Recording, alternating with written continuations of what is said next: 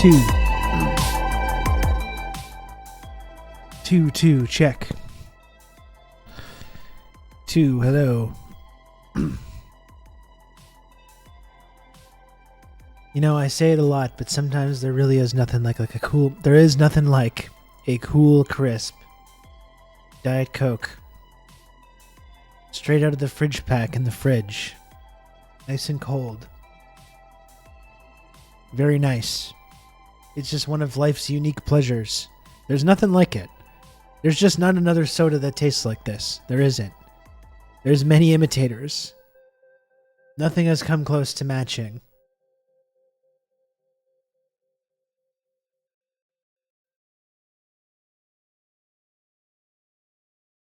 Oh. Oh. Ooh, baby. How's everyone doing? How are you doing, chat? You got a bit of gaming in? This is Diet Coke only, not Coke Zero Sugar. I'm pure Diet Coke. Okay? I don't understand the point of zero sugar. Right? If I wanted my Coke to taste like Coke, and have good old I'll just Rob drink a to Coke. talk you through all this. Why do I want a non-zero Coke that just tastes all sweet like that? I enjoy Diet Coke because it doesn't taste sweet to me. It doesn't taste sweet. It's It's like refreshing water with just this mild Coke-esque caramel sort of flavor. Very mild. It's basically water. And it's healthy like water as well. Thank you very much, Diego, for the 2 gifted subs. Thank you.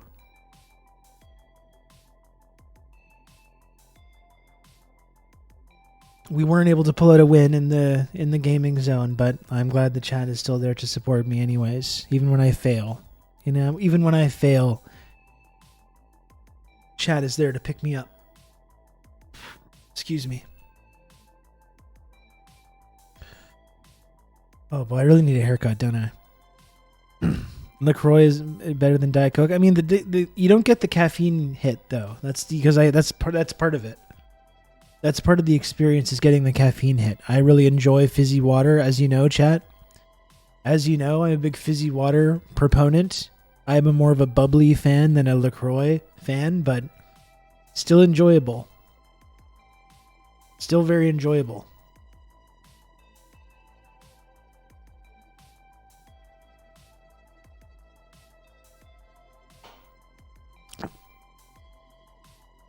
Caffeine hit isn't, but you don't get that ice cold can. You know, and the refreshing taste. I can't drink. I'm not an all-day coffee drinker.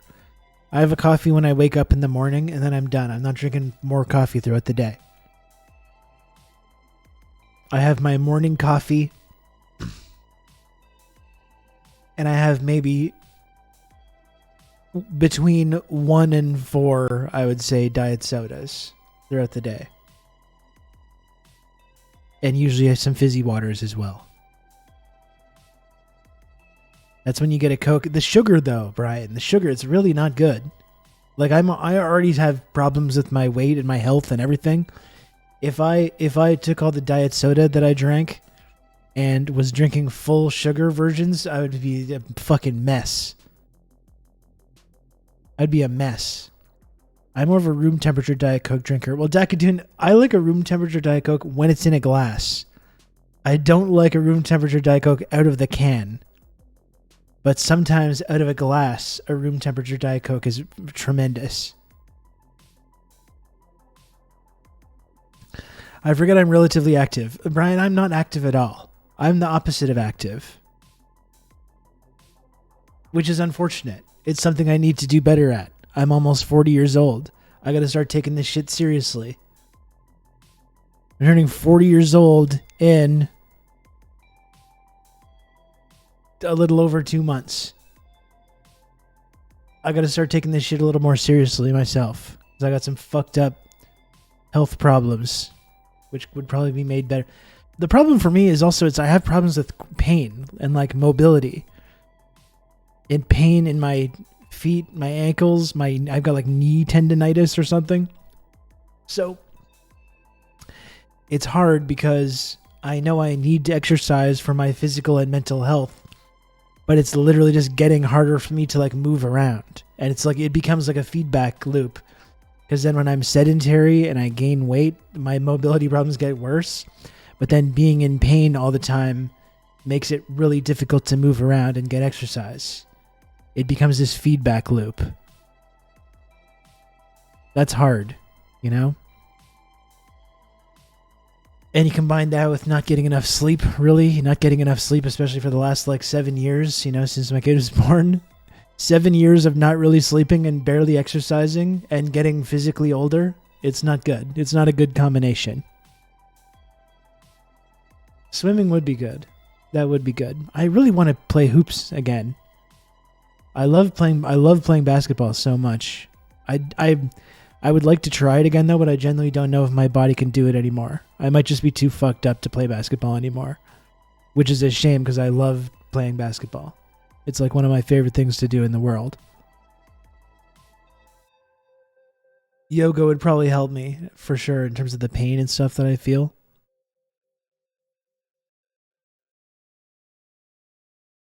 No, I know that Diego about like allopurinol and the stuff that can regulate the uric acid, which I know I do have a problem with. I guess I tried to get on it a year or two ago, and I had a bad sort of experience with it. Yeah, very hard on your knees and ankles, and my knee is getting genuinely pretty bad. Like, it's really not good. Like, I'm joking around about it, but I'm 39, and you should see me walk downstairs. It's quite a sight to behold. Like, it's genuine. I feel like my lower extremities are like in my 70s. Like, you see me go downstairs and I'm like taking one step at a time and I'm like leaning on the banister and stuff. It's really not good.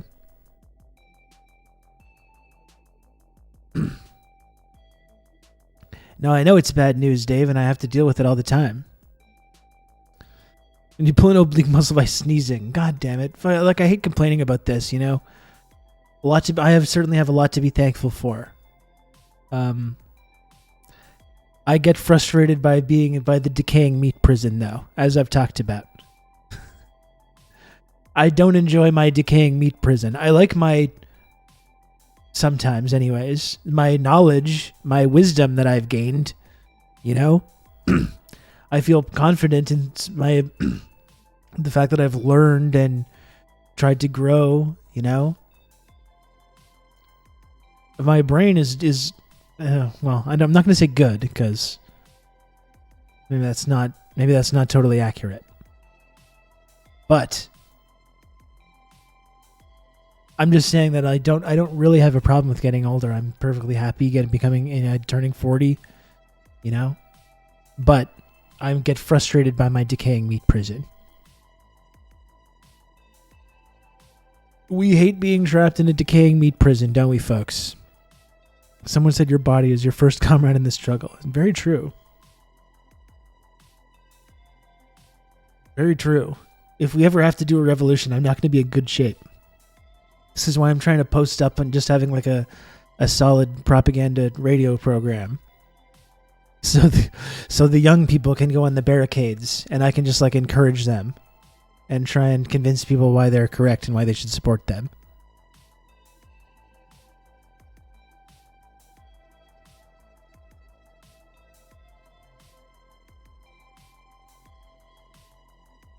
I'm over 50 and it only gets worse. I guess that's what I'm concerned about, you know? I'm feeling pretty bad physically now.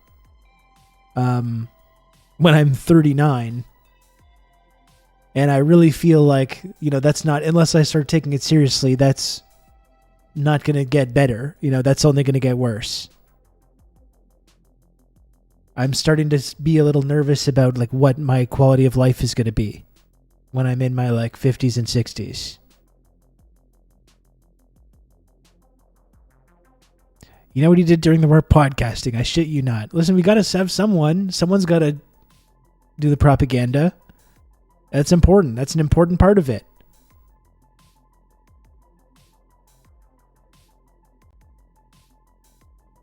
None of us will live that long. I think we will. I think things are going to get very crazy over the next couple of years, certainly. I think we'll still be here, though.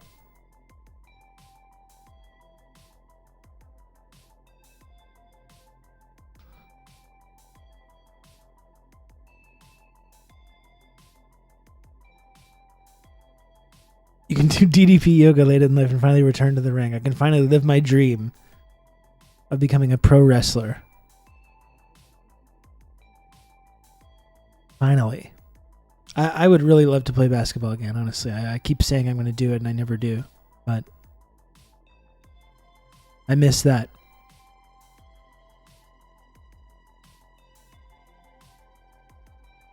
Resistance bands are going to be the biggest investment you can make in making sure you just do walking regularly. I was in quite a schedule of like walking quite a lot a couple months ago, which was good. But again, it's hard because it becomes like a feedback thing because I really have mobility issues now. And there's times that I just can't walk around because I'm in too much pain. So then I don't walk, then I don't, then all the complications that lead to those issues in the first place will get worse.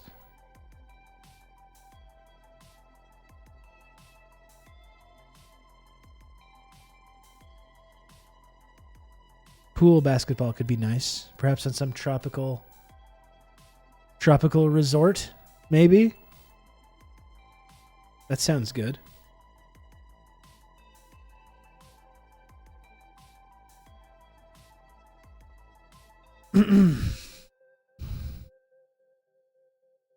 Anyway. It's hard. It's hard.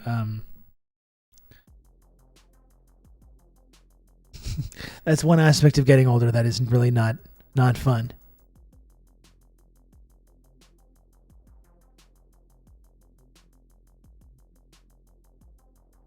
So how are you doing, chat? I felt good about the stream yesterday. That was some good I think productive discourse we got through yesterday.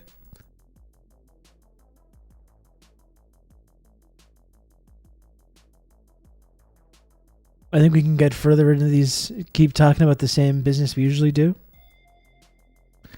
After flying out Sunday morning, my daughter finally made it to Athens, Greece today, 2 days living at ATL Airport. Oh my goodness. How old's your daughter, Brian?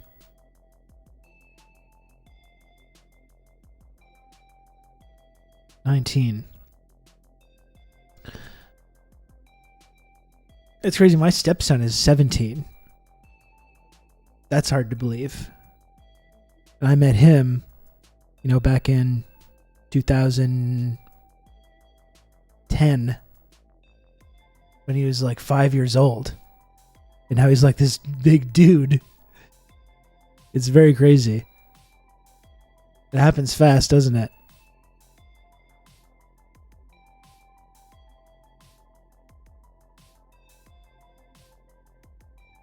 I just act confused when someone says something I don't like now, so getting older does have a perk. Yeah, that's nice. You can go just like grab stuff from the grocery store, and when people hassle you, it's just like, I'm old, I don't know what's happening. And they're like, oh, this guy doesn't know what's going on. That classic trick.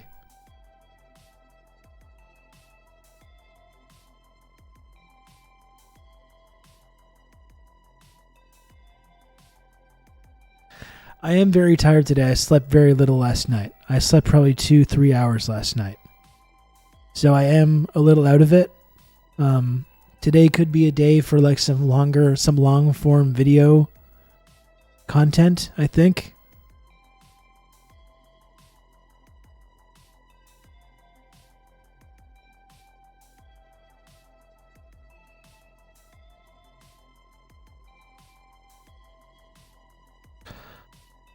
That's kind of how I'm feeling personally. I don't know about you, chat.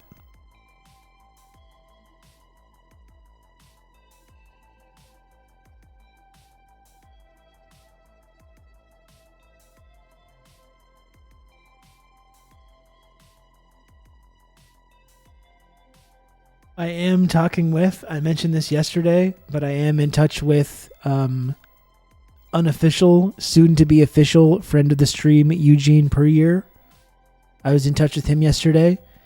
He's hopefully going to be coming on to the stream early next week. Eugene Perrier of Breakthrough News.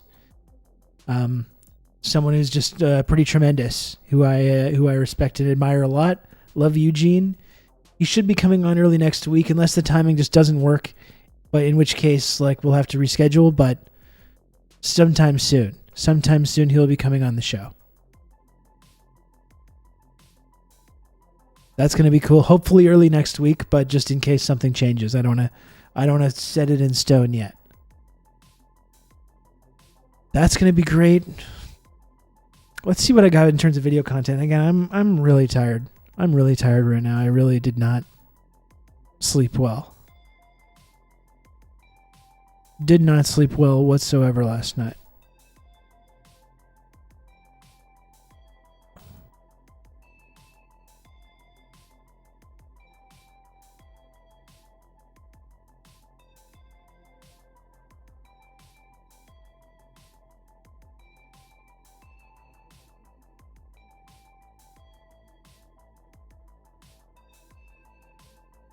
Did I hear a previous stream where you mentioned Dave Anthony from the Dollop? Yeah, I mean, I was in touch with Dave a few months ago.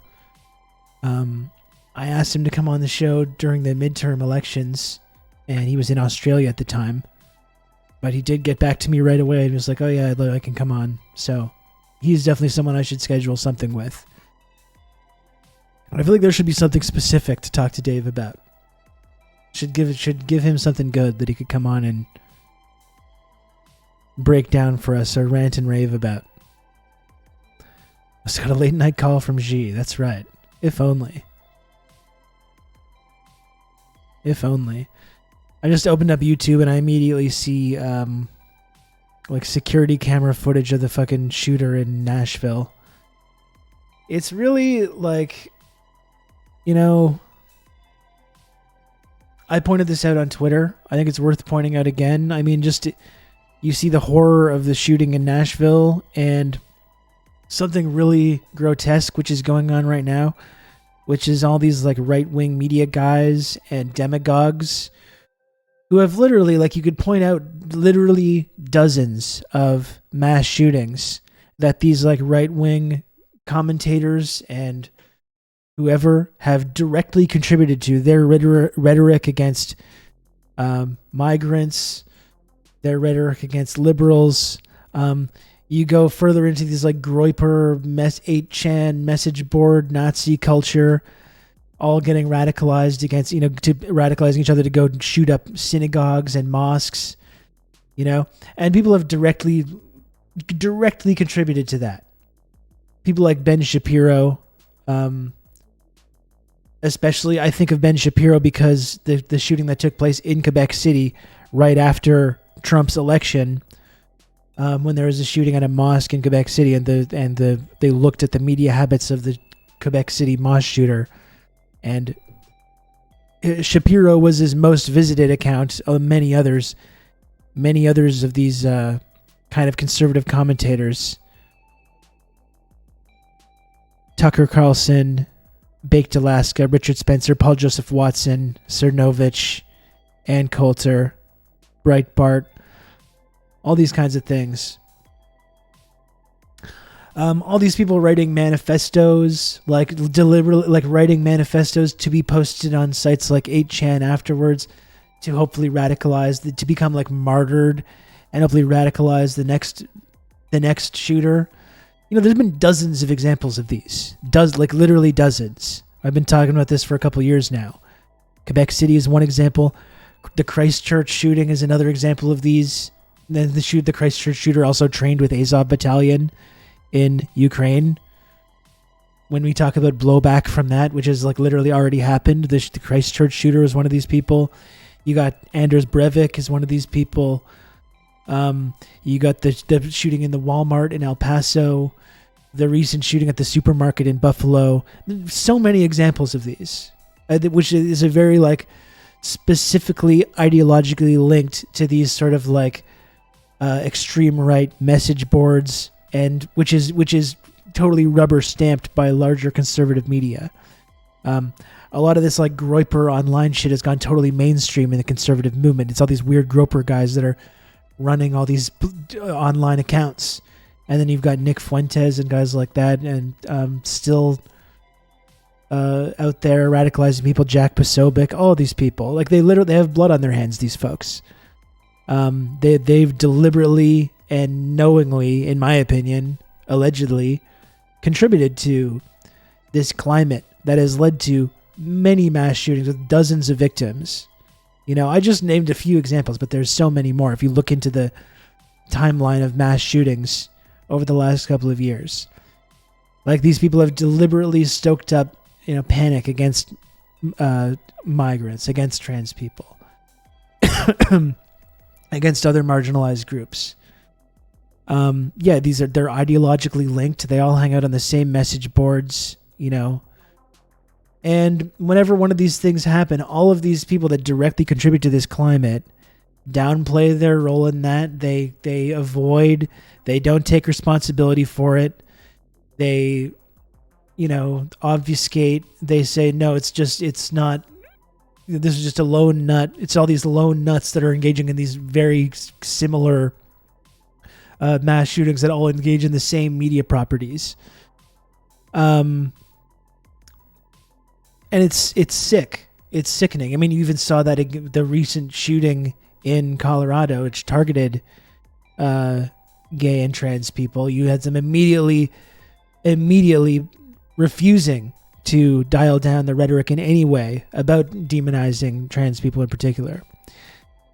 And so these people have caused multiple mass shootings through this kind of rhetoric and through this kind of radicalization of these kind of right-wing, you know, incel, online depressed kids, you know.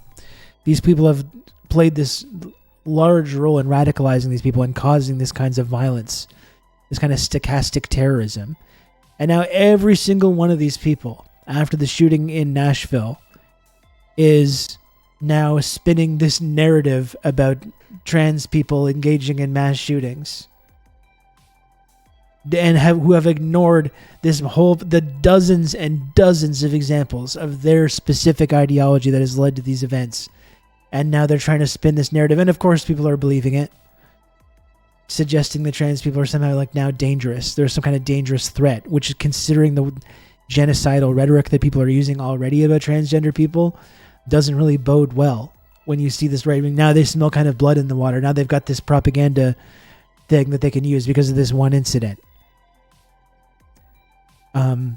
And now they're holding up this example as a further example of why we need to continue persecuting trans people and why we need to continue engaging in these kind of genocidal policies.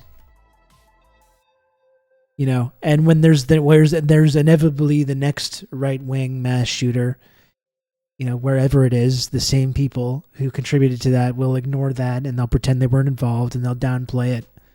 It's really sickening. Like, it's honestly just disgusting, these people. Totally shameless. Like, just beyond the capacity for self-reflection, beyond the capacity for embarrassment. Truly horrible people.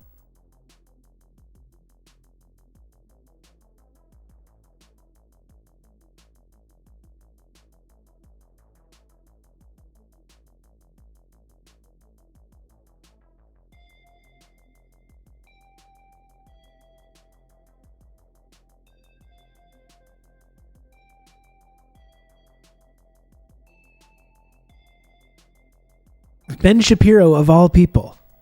It was the shooter who says a self-identified trans person murdering small children at a Christian school. Ben Shapiro, who, again, this is 2018.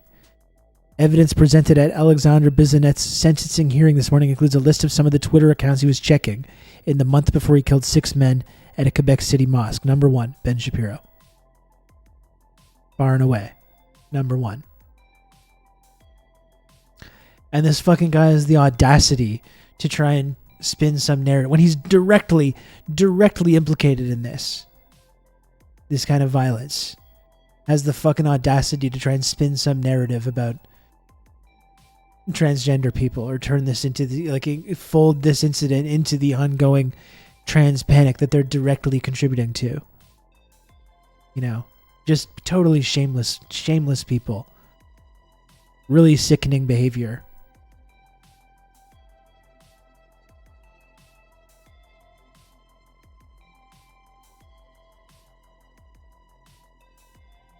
Sorry, Sinchel, we've been going a little while. 30 minutes. 30 minutes.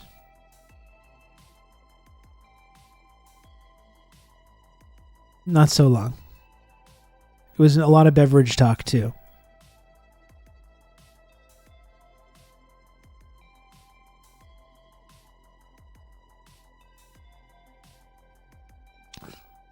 They never say admitted heterosexual shooter, or they never point out the similarities. Like when you literally have these people like the Walmart shooter in El Paso, who lays out these manifestos, which sounds like almost verbatim like a Tucker Carlson monologue. And they're literally like, I am a right-wing person and these are my right-wing beliefs, you know? Or, you know, if the guy shot up the synagogue a couple years ago in Pittsburgh, if I'm remembering correctly. I get confused about these events because there's so many of these fucking massacres that have taken place over the last few years. You know, I believe this deranged conspiracy theory about like George Soros and Jewish people importing migrant caravans into the U.S. to destroy the white race, and literally just typing out these things verbatim and sharing it on message boards while people approvingly say like, yes, I agree that the person that did this mass killing, I too am a right-wing conservative and I support this kind of violence. And people are just like, what? Nothing, doesn't look like anything to me. Doesn't look like anything to me.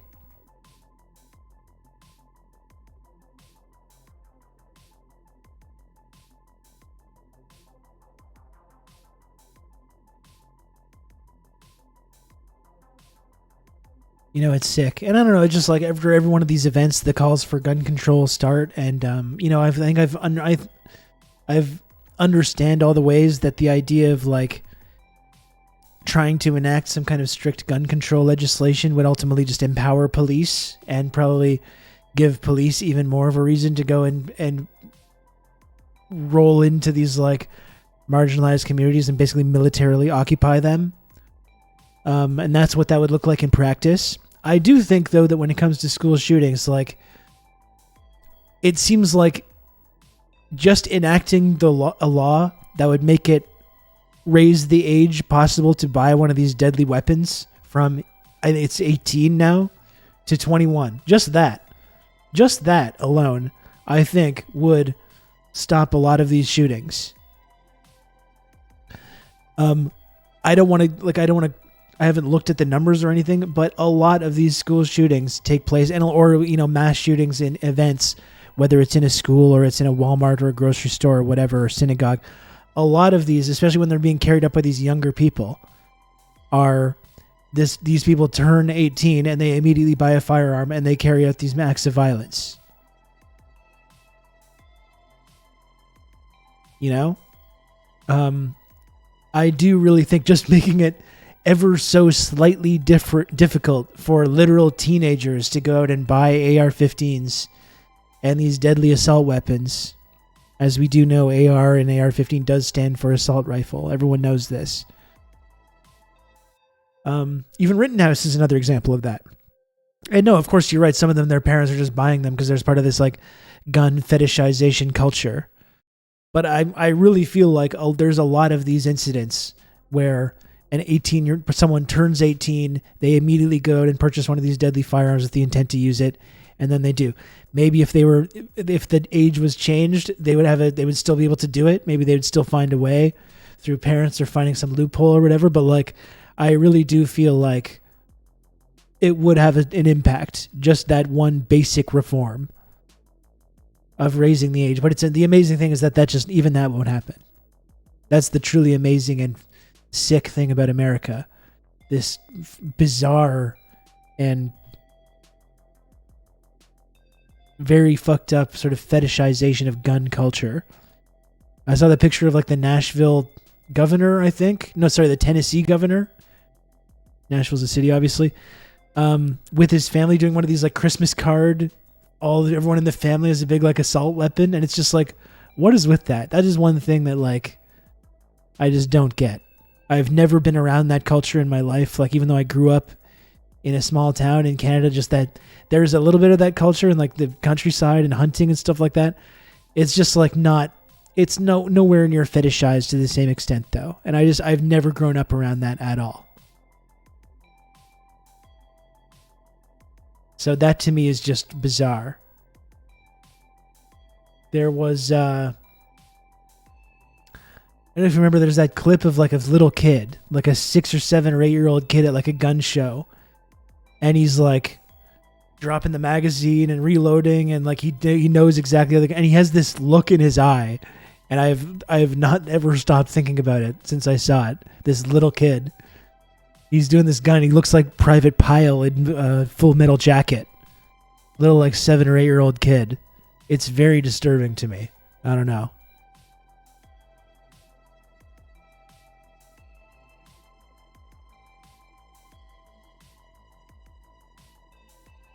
No assault rifles leaves them only to rich people, and police better use your brain before you take away a tool to buck your oppression. Well, that's why I mean it's like I think is in terms of like not empowering the state even more by forcing people to disarm, just raising the age from which it's legal to purchase one of these firearms would do a lot to stop these kind of specific incidents from happening.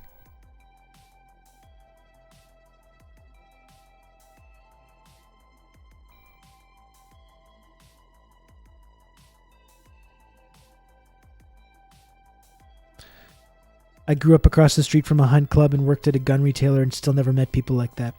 Well, it's a lot of that like suburbanite, gated community type stuff, right? It's like you because I know that there's an element of gun culture in the states that's like harmless and nonviolent, and people just they love having shooting their guns, and they don't fucking harm anyone. You know, I do recognize that. I think when you take that like fetishization of gun culture though and mix it with that weird reactionary gated community American like Ford F-150 kind of lifestyle, something very ugly comes out the other end of that when you take those two things and kind of mix it together.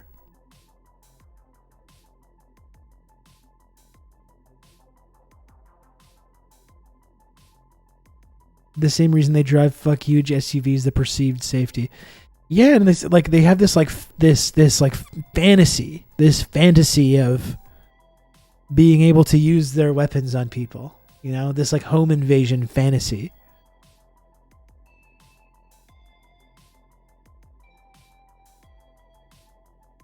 Everyone's out to kill you. The immigrants are coming to your neighborhood in like fucking Knoxville or whatever. The immigrants are coming to give fentanyl to your teen daughter, you know. Al-Qaeda, when it was the war on terror, Al-Qaeda is going to come to your random fucking community in the States. MS-13 is going to come.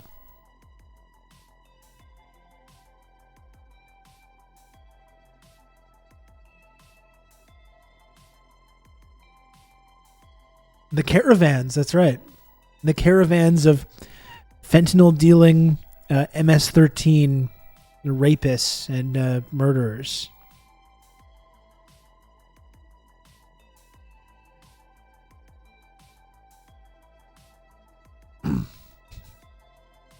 Antifa, that's right. It's MS-13. It's Antifa. It's BLM. It's all of them together. They're all in cahoots, being organized by George Soros.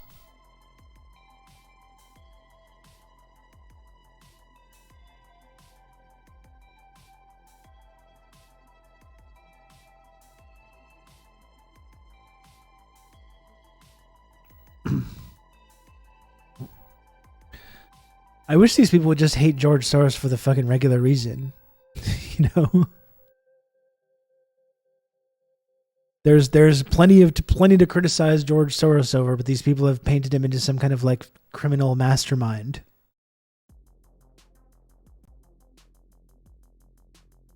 when really he's just busy like destabilizing and overthrowing governments, that are trying to work on building socialism and making sure that neoliberal free market capitalism is the only possible outcome for any of these countries.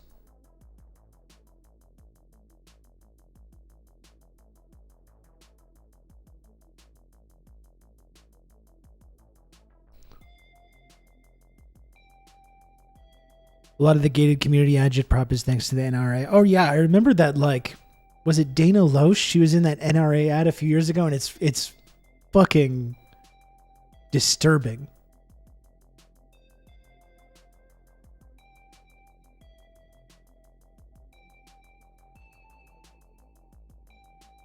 Really weird shit. Really weird stuff. So I don't know. It's just, just as my only point about that. I don't want to fixate on the shooting too much. It's fucking horrible. But just the way that there's these very people that have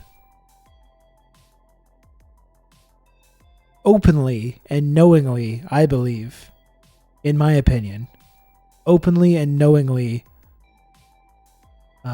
incited multiple mass shootings, targeting all kinds of different marginalized groups.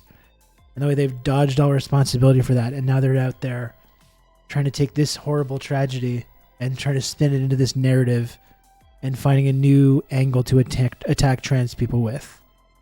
Just sick people. Absolutely sick individuals.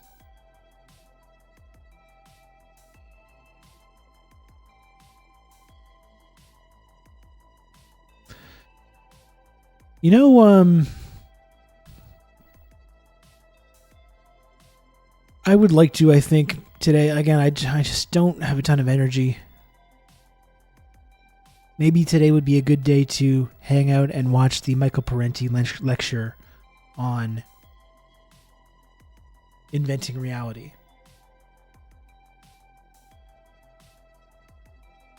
What do we say about that?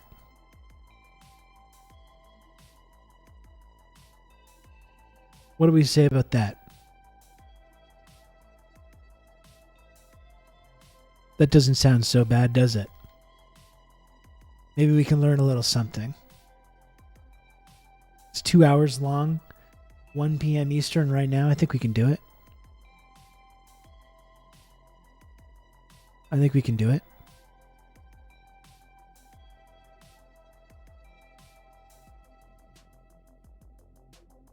I had more stories about the sort of new Red Scare narrative and other stuff we could look at, but I think I'm just too tired. I think I'm just too tired to go do any kind of deep dive on that. So I think that's a good option. Let's watch friend of the stream Michael Parenti's speech, October 17th, 93. Without further ado, on inventing reality. And I think when we're talking about, we fixate on this new Cold War stuff, this new Red Scare. I think it's very, very valuable to be able to reach back and listen to Parenti's analysis when he was at the height of the previous Cold War. Like I always mention, someone that I'm really inspired by because of his ability to articulate these ideas and the way he unapologetically was a defender of socialist projects throughout the world, no matter how unpopular that was. That's something that I admire a lot. And I think listening to Parenti talk to us from the height of the previous Cold War about these media manipulation tactics, which have only increased exponentially, is really, really pertinent and helpful for us all to navigate this current climate that we find ourselves in now. That's why Parenti's been a source of inspiration for me in my political journey and on this program in general. So let's do that. Here's Michael Parenti, Inventing Reality. Let me introduce Michael Parenti. I think he's an official friend of the show. I mean, I Christian Parenti, when I wrote to him, did say that he was going to talk to Michael and tell him that I invited him on the show and that he would appreciate that we were thinking about him and talking about him. So I'm going to extend official friend of the stream status to our guy, Michael Parenti. Is there a reason why he's disappeared? Because he has cognitive issues, which he suspects is because he was attacked by the police at a protest in the 80s. But he doesn't do public speaking anymore. But I was very happy when Christian Parenti told me that he would talk to Michael and let him know that we were thinking about him and talking about him. And he was like, he'll really appreciate that. And that made me feel very happy and kind of proud to know that maybe this man in one day got told that we were discussing his work and his ideas, and maybe had a little smile over it. I don't know. That's one thing I try to take away from that. Okay, here's Michael. Thank you. It's very nice to be here. What I was going to do is address myself to two basic myths. One, the myth that we have a free and independent press and media, and two, the myth that it's a liberal press. My man Lennon informs us on this, and Michael Parenti is and then I'll also say something about communicating those ideas, because it's fearless communicator of those ideas and values. After I wrote Inventing Reality, I realized there's when you look at television, there's the other 85% of television which has nothing to do with the press or the news media, and that's the entertainment field. So I wrote another book called Make Believe Media about the entertainment media, and I'll say something about that also. First, I'd like to point out that our free, quote, free and independent press is neither all that free, nor is it all that independent. For one thing, if you work in the News Corps, you find that there's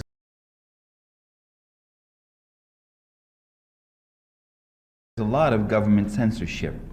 An enormous amount of government documents, of information is classified. You can't get to it. So that means that in our democracy there are people that are doing all sorts of things that one can't really find out and for which they can't hold them accountable. There's an innate dependence on government sources when you're in the media.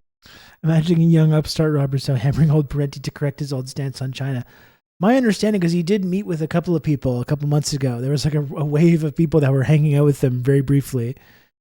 And I know there are some people like that did ask him about that. And my understanding is that he has adjusted his stance on all those things. And a lot of his understanding of China, which he was writing about in the 90s, I think, like all of us, was skeptical about that process of opening up to Western capital and how they were going to maintain their ideals under those kind of reforms. But like all of us, I think we've all kind of readjusted our understanding of it as we see the results of all that from our vantage point here in the future in 2023. So I do think that is something that he's corrected his viewpoint on. But media, the press corps, the Washington press corps, it depends. The government officialdom controls literally the lifeblood of that media, which is information, and they can let it flow or they can withhold it. And uncooperative reporters often get punished. They get the false information. They let you say what you like because they like what you say. They're frozen out of travel pools or things like that. Cooperative reporters are rewarded. They get insiders, scoops, special appointments. They often get government appointments also. In fact, I mean, this is so relevant to the story in Canada right now with Han Dong and CSIS and this whole story about Chinese electoral interference and the balloon and all this shit. It's so relevant. The way that we see the intelligence agencies in Canada use their people, their preferred people in the media to launder stories, which our public just laps up like fucking dogs, don't we? That's why I go back to Parenti's work. That's why I'm inspired by his work, because it's still so relevant as we have this new Red Scare, this new Cold War situation. That's exactly why we need to lean on Michael's words and analysis.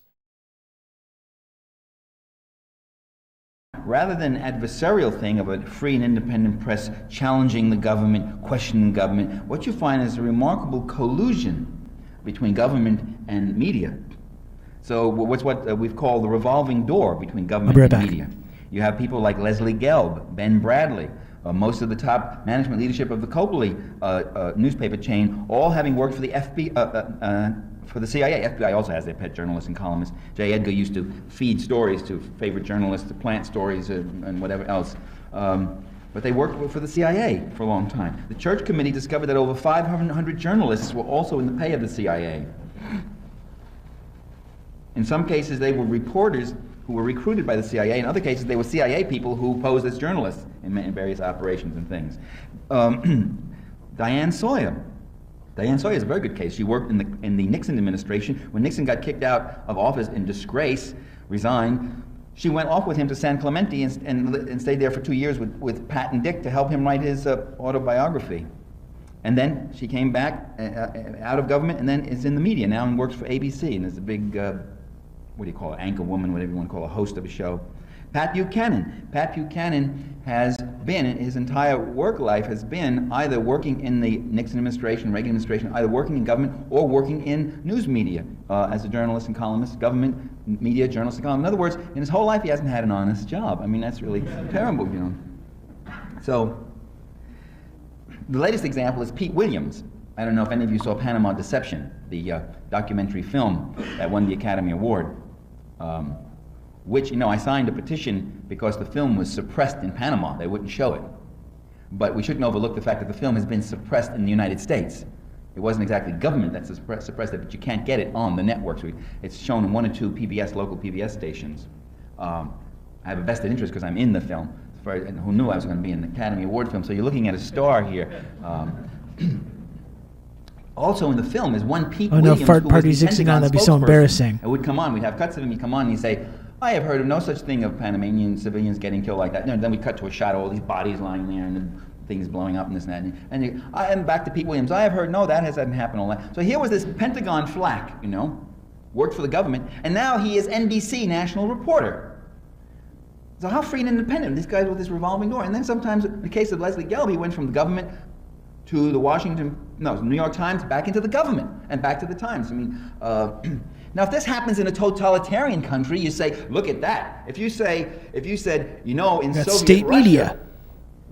You had people working for Pravda who then were in the KGB and then worked for Pravda again, or then went into some other ministry. You say, wow, you can see they don't have a free and independent press.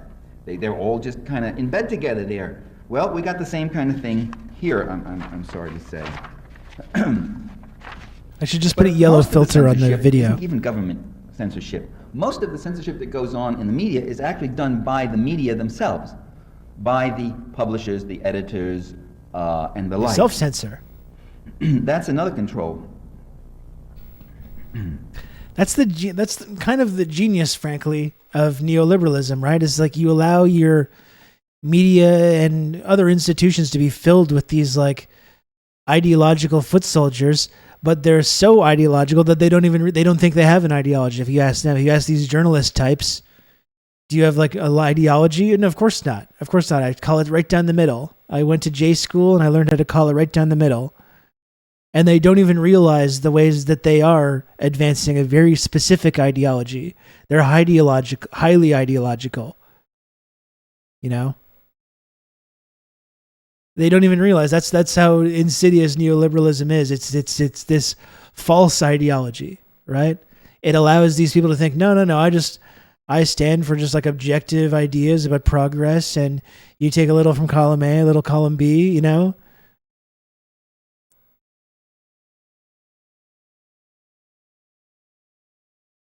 I grew up with BBC through the 80s to help me understand propaganda. I mean, even BBC has gone so much further in that direction. Like BBC, like it used to be at least some decent journalism that would take place on it, but now it's just like just look at the role that the BBC played in destroying the Corbyn movement. I want to talk about the Corbyn stuff as well. I don't know if there's time today, but God, the Corbyn stuff that's going on right now is just so infuriating.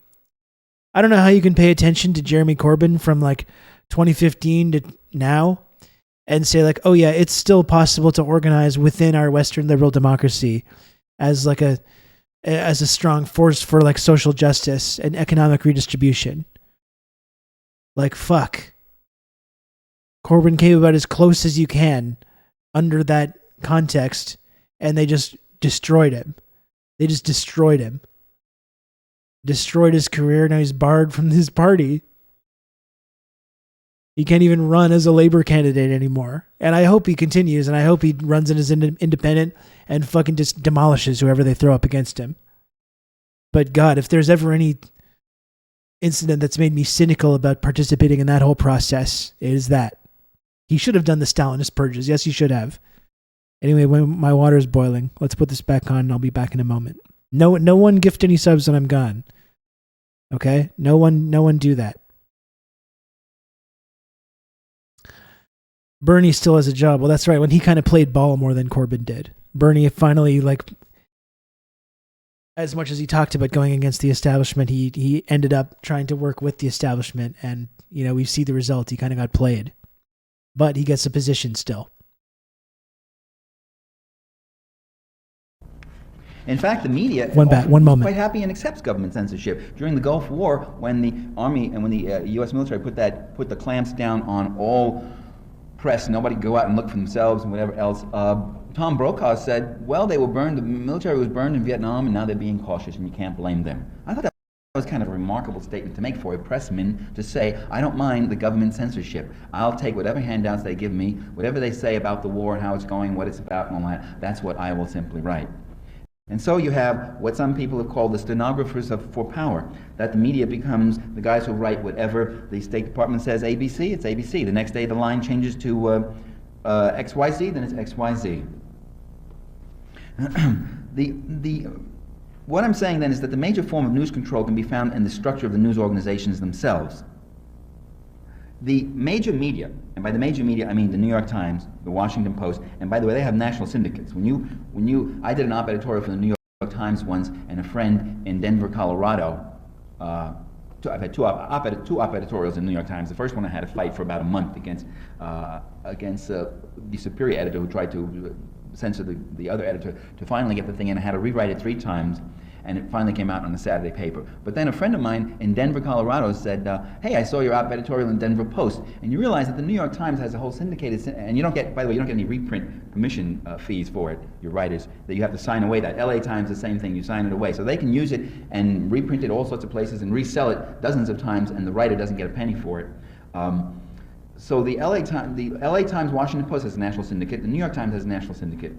By the major media, that's what I mean, those 2 papers, and the Wall Street Journal, and NBC, CBS, ABC, CNN. That pretty much is what we're talking about when we talk about the major news media. And most of the other newspapers are spin-offs. I mean, they use or feed in to those lines. And the major news services, Associated Press, UPI, and Reuters. Now, those major media are not close to corporate America. They're not friendly to corporate America. They are corporate America. I mean, they are integral components of corporate America. NBC is owned by General Electric. How many great fighting exposés are you going to see on defense contracts in NBC, documentaries and all, and NBC TV when it's owned by General Electric? I talk too about like sort of the plausible deniability when you talk about our free press, or when you talk about this think tank complex. But yeah, if the defense industry owns the press, and who funds the defense industry? The U.S. government, right? So it is a state media, but there's this degree of separation. That's all it takes to convince people that we live in this like free society, this free democracy, because there's this degree of separation between the state and the media, between the state and all these NGOs that promote these specific goals, between the state and the IMF and all these things, you know?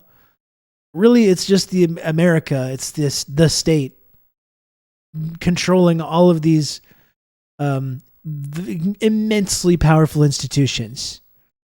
But because there's like 2 degrees of separation between where the money is coming from and where it's going, people are like, of course, this is a free system. Of course, it's a free press.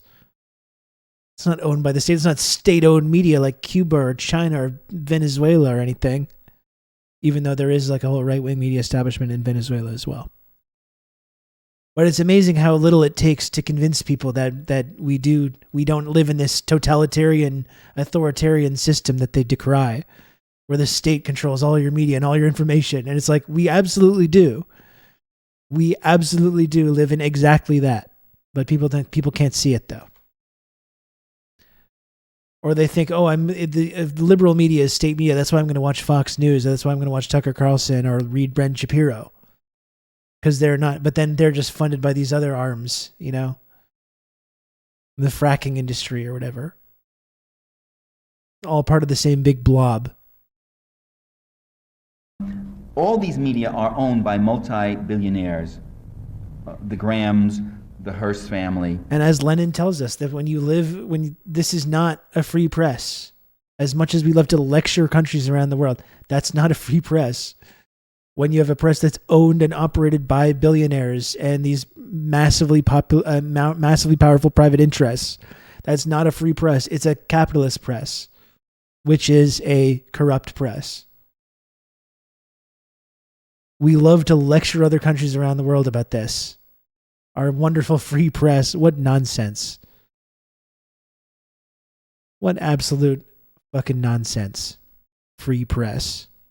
Canada as well. Jesus. Newhouser, Knight Ridder, Gannett. In the newspaper business, you have newspapers, and the big chains are not only buying up small independents, they're buying up other chains. And so the degree and level of concentration is getting greater and greater. something like 95, it changes every year. It was 91, 94, it's 95, it's probably 97 by now. Of all cities don't have competing newspapers. So you get one information. When you do have more than one newspaper, they almost all run from mildly centrist to mildly conservative, or maybe outright right-winger. And those owners do not hesitate. The major media and the major networks are run by boards of trustees. The boards of directors, they're called. Boards of trustees are university. Same guys. They literally are often the same guys. They are manned by the people who inhabit these boards of directors are overwhelmingly drawn from the major corporations and banks in America. Yeah, Twitter probably the closest to free press we've ever been. Even though there's a ton of penetration, like both now and before, between Twitter and the other tech companies and the state as well. So the influence of these major corporations in the economy, now that's going away though as well, extends also to the influence they exercise directly in the media. DuPont owns a chains of newspapers. Copley, Sulzberger, Punch Sulzberger, the New York Times. Old man Sulzberger has a computer. He's retired now. His son is even more conservative than he is. Has a computer on his desk and would call up every day the editorials that are going in the next day.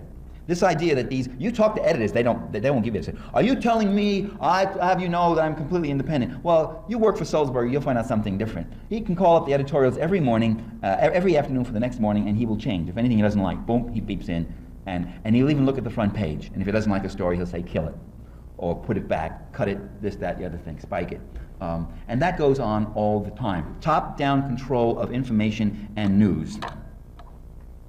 Now, reporters, Rupert Murdoch, by the way, was interviewed. I saw an interview of him in Vanity Fair. It was very interesting because they said to him, you know, he's buying up news media, TV stations, radio stations, and they say to him, well, you're known as a right-wing conservative. Do you have your opinions? Do you allow your opinions then do you exercise an opinion influence over your publications?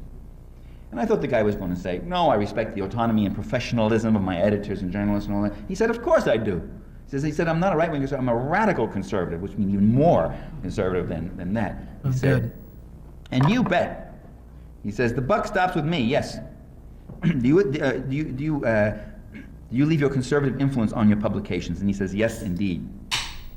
Reporters and editors who don't comply with that eventually run into problems. Reporters worry about getting their copy cut. They get passed over for promotion. They get reassigned to, some Siberia desk or something. And I'm sure Michael's going to point this out, but you also have this pipeline of people that you go to the right schools, you receive the education, and you believe all the bullshit, and then you incorporate that belief into the reporting that you do, and you think that you're being uncritical and unbiased. But there's this pipeline to put journalists in that position in these big media companies. Off the juicy stories, or they don't get them, or whatever else. And they have these problems. oddly enough, if you talk to most of the reporters I know who have given me stories about censorship, about top-down control and all, are ex-reporters. They're often people I began noticing, well, I used to work for Associated Press, or well, I used to work for CBS, well, I used to. The ones who are still in there absolutely vehemently deny that there's any such thing like this. They get very indignant. They say, are you telling me that I'm not my own man? I'll have you know that in 17 years with this paper, I always say what I like. And I say to them, you say what you like because they like what you say. And the minute you move too far, and you have no sensation of a restraint on your freedom. I mean, you don't know you're wearing a leash if you sit by the peg all day. It's only if you then begin to wander to a prohibited parameter that you feel the tug, you see. So you're free because your ideological perspective is coterminous with, congruent with that of your boss. So you have no sensation of being at odds with your boss, you see. Others will tell you, though, yeah, you can be censored. Others will say you have to have very finely attuned antenna to just how far you can go or not go, and otherwise you'll run into trouble. And we're talking here, of really very subtle process of socialization. The boss doesn't necessarily come down and say, you write what I like, and if you don't do that. Although I have examples in Inventing Reality, second edition, of a few choice. I really need to get that book. Where the owner says, you will not say anything negative about any Republican candidate. That will not be allowed in the press during the entire campaign. That you will not say anything positive about any Democratic candidate. I mean, sometimes listen, when you're talking about the press and the role the press plays, I mean, just look no further than I talked about Corbyn and Bernie as well. Corbyn and Bernie. The way that the British press worked in conjunction with the state across both parties to destroy the Corbyn movement, and to not only destroy the movement, but smear Corbyn himself as being some anti-Semitic terrorist sympathizer. And same with Bernie. He said the exact same. He said he saw the exact same process with Bernie Sanders when it was the exact same thing. Media working in conjunction with the state to ensure that movement doesn't succeed. You saw when it was looking like it was going to work, and you had Chris Matthews and others saying I'm going to be executed in Central Park. These people actually believed this shit and successfully manufactured this whole narrative of him being sexist, the Bernie bros, all that bullshit. I mean, that to me, both the idea that we live in a society that has a free press and that we live in a society where you can have democratic input and you can fight for social justice. You can fight for income redistribution through these democratic means. You just watch what happened to both of those guys over that period, over that 2015 to today period. Should completely cure you of any possible, hope or optimism that you might have that these situations, these institutions can be used to enact these big reforms or to redistribute wealth or to redistribute resources. It's not possible. I mean, I'm sorry to say.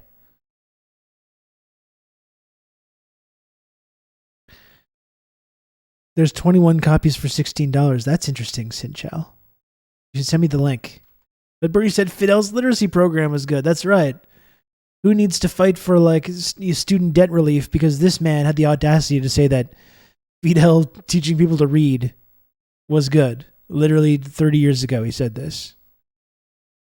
Or he was hanging out in Nicaragua, and there was anti-American chants when he was there. Oh no, it's very dangerous stuff.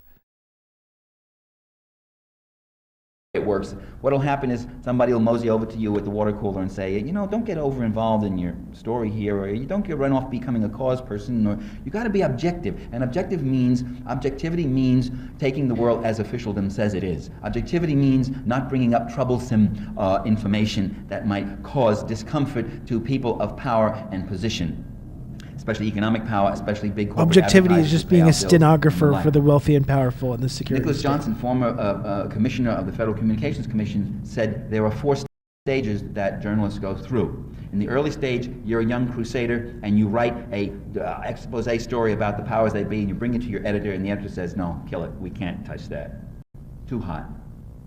Stage 2, you get an idea for the story, but you don't write it, and you check with the editor first, and he says, no, it won't fly. No, I don't think the old man won't like it. Did we mention that at this point Bernie Sanders and Parenti are friends, and that Bernie's mentioned by name in Inventing Reality? Stage 3, they really had a falling out over Yugoslavia. And you yourself dismiss it as silly. Stage Bernie 4, supporting NATO. you no longer get the idea. That was too much for Michael. Expose story. The more things change, the more I they would stay add the stage same. 5, you then appear on panels with Bernie's media still critics, but you supporting get very NATO to angry this indeed day. when we say that there are biases in the Unfortunately. media and you're not as free and independent as you think. And those biases, as I'm saying, are not liberal biases. They actually move in a conservative direction. Another control besides these rich conservative owners, overwhelmingly all of whom are conservative Republicans, is the advertisers. Advertising, they say journalists are people who write on the back of advertisements. And look at if you think that's such a joke, look at your newspaper next time and just do a rough content analysis. You're turning the pages. How much of it is actual copy and how much of it is advertising? How much of it is news copy and how much of it is advertising copy? Sulzberger, Norman Bauman did a study and he quoted Sulzberger. There is actually, the last time I checked Amazon, there was only a random copy of this book, Inventing Reality, for like hundreds of dollars. But I do see now there is. It's not quite as cheap as Sin Chow was saying, possibly because it's shipping. I'm in Canada. $36. I'll probably have to pull the trigger on that, I think. I'm going to pull the trigger on that. I'm pulling the trigger. Buy now.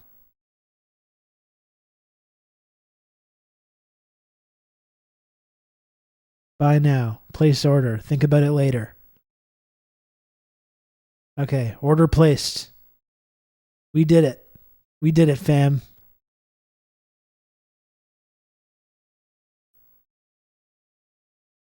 I found a PDF you could print. I like having I got the shelf behind me and stuff. I like adding books to the shelf. Again, I was talking about it before. I like having the actual physical copy of the book in my hand and looking. I just enjoy that. I like that. Anyway, it's ordered. It's ordered. Little pricey, but I got it. As saying, for years, the New York Times could not write a story that was critical of the automotive industry, that it was unsafe and this and that. A young lawyer, about almost 30 years ago now, a young lawyer in Washington did an expose, investigation of automobiles. He wrote up a whole expose about how unsafe they were, how dangerous they were, everything from dashboards to visibility. He couldn't get that story published in a single major media. His name was Ralph Nader. Nobody had ever heard of him, but the story was interesting. He had it published in a little obscure magazine called Fact Nader, Magazine. an American hero. He finally wrote a book called Unsafe at Any Speed, which became a bestseller. So then Congress couldn't ignore it, and they had hearings and all that sort of thing. But he couldn't get it in. And one of the people, Sulzberger, was a typical example. Nader has done more good for America than any American president. Of the automotive industry ever. Why? He was very clear. They are our biggest account. Ford, GM, and Chrysler were our biggest account in those days. This was before Toyota and Japanese took over much of it. Todd Gitlin interviewed network bosses, NBC, CBS, and he talks when he records an interview he has in one of his books, and he asked the guy, do advertisers influence the content of your TV shows, programs? You know, and again, I thought the guy was going to give the usual blather. Well, it's a pressure we could feel now and then, but we have our professional standards and we keep our autonomy and all that. I thought that's what he's going to say. He said, you betcha, absolutely. Hey, yes, all the time. Are you kidding? Of course, they pay the bills. Yes, sir, we always check with them on things. And I'll give you some examples later on when I talk about the entertainment industry. So when people talk about a free market of ideas in our democracy, please remember that it's not a free, that conjures up an image of a lot of little stalls at a bazaar. You know, when you walk along and you can choose something from this one, choose from that, or choose from the other. It's more like the free market of commodities in America, which is a market that's highly controlled by a small number of giant producers with other things left really at the margin, and that's pretty much it. If you've got the billions of bucks, you can break major audiences. If you don't have it, you can't. You will find if you do anything, whether you write something or you put a film together or whatever else, in a capitalist system, they'll sell you the typewriter, they'll sell you the computer, they'll sell you the video camera, they'll do all that, and you can make whatever you want.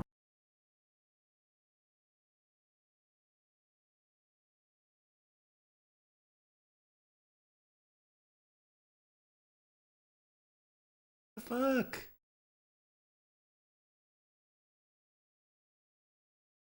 The trick then is getting distribution, and that becomes the hard thing. And you'll find that the channels of distribution are controlled by very big people, and they will decide. The trick also sometimes is in doing the story, raising the funds to be able to make whatever the documentary or the movie you might want to do.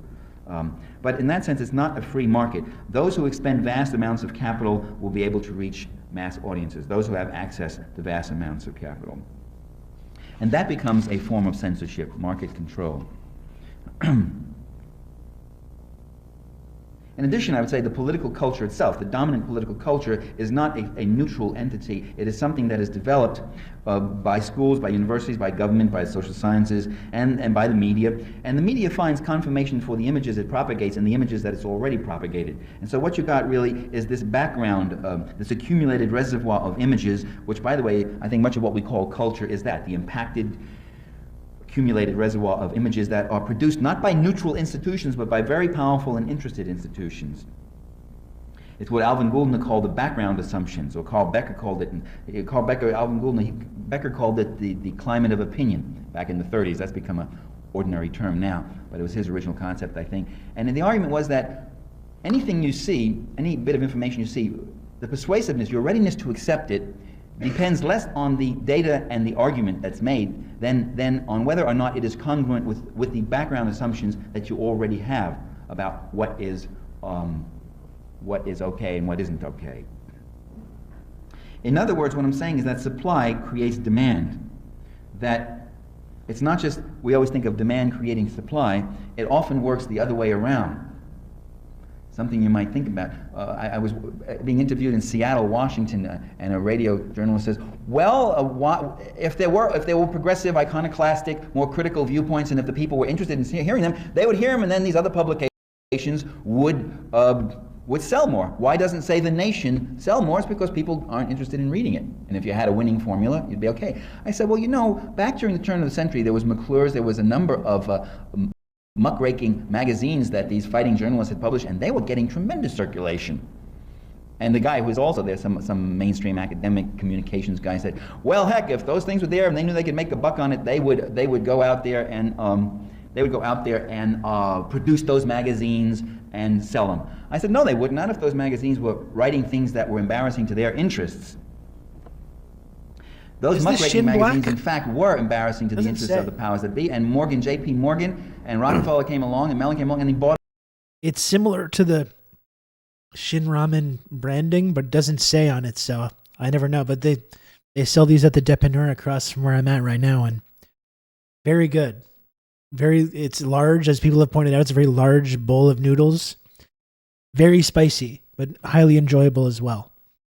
Bought them all up and said the people are tired of muckraking and exposés about the rich and powerful, bought the magazines all up and totally changed them or closed them down, fired all the editors and staff and revamped them. And that's what happened. And the Nation magazine, as I explained to that journalist, I said, the reason why USA Today can, in 2 years, become the third biggest selling national newspaper in the country is that Gannett was behind it. And Gannett put in hundreds of millions of dollars every year. So that suddenly, in a few months, you had on every corner a little magazine distributor rack there when you get USA Today. Most Americans have never even heard of the Nation. I will wager, I won't ask for a show of hands, I will wager there are even some people in this highly informed audience who have never heard of the Nation. And the Nation has been around for over 100 years.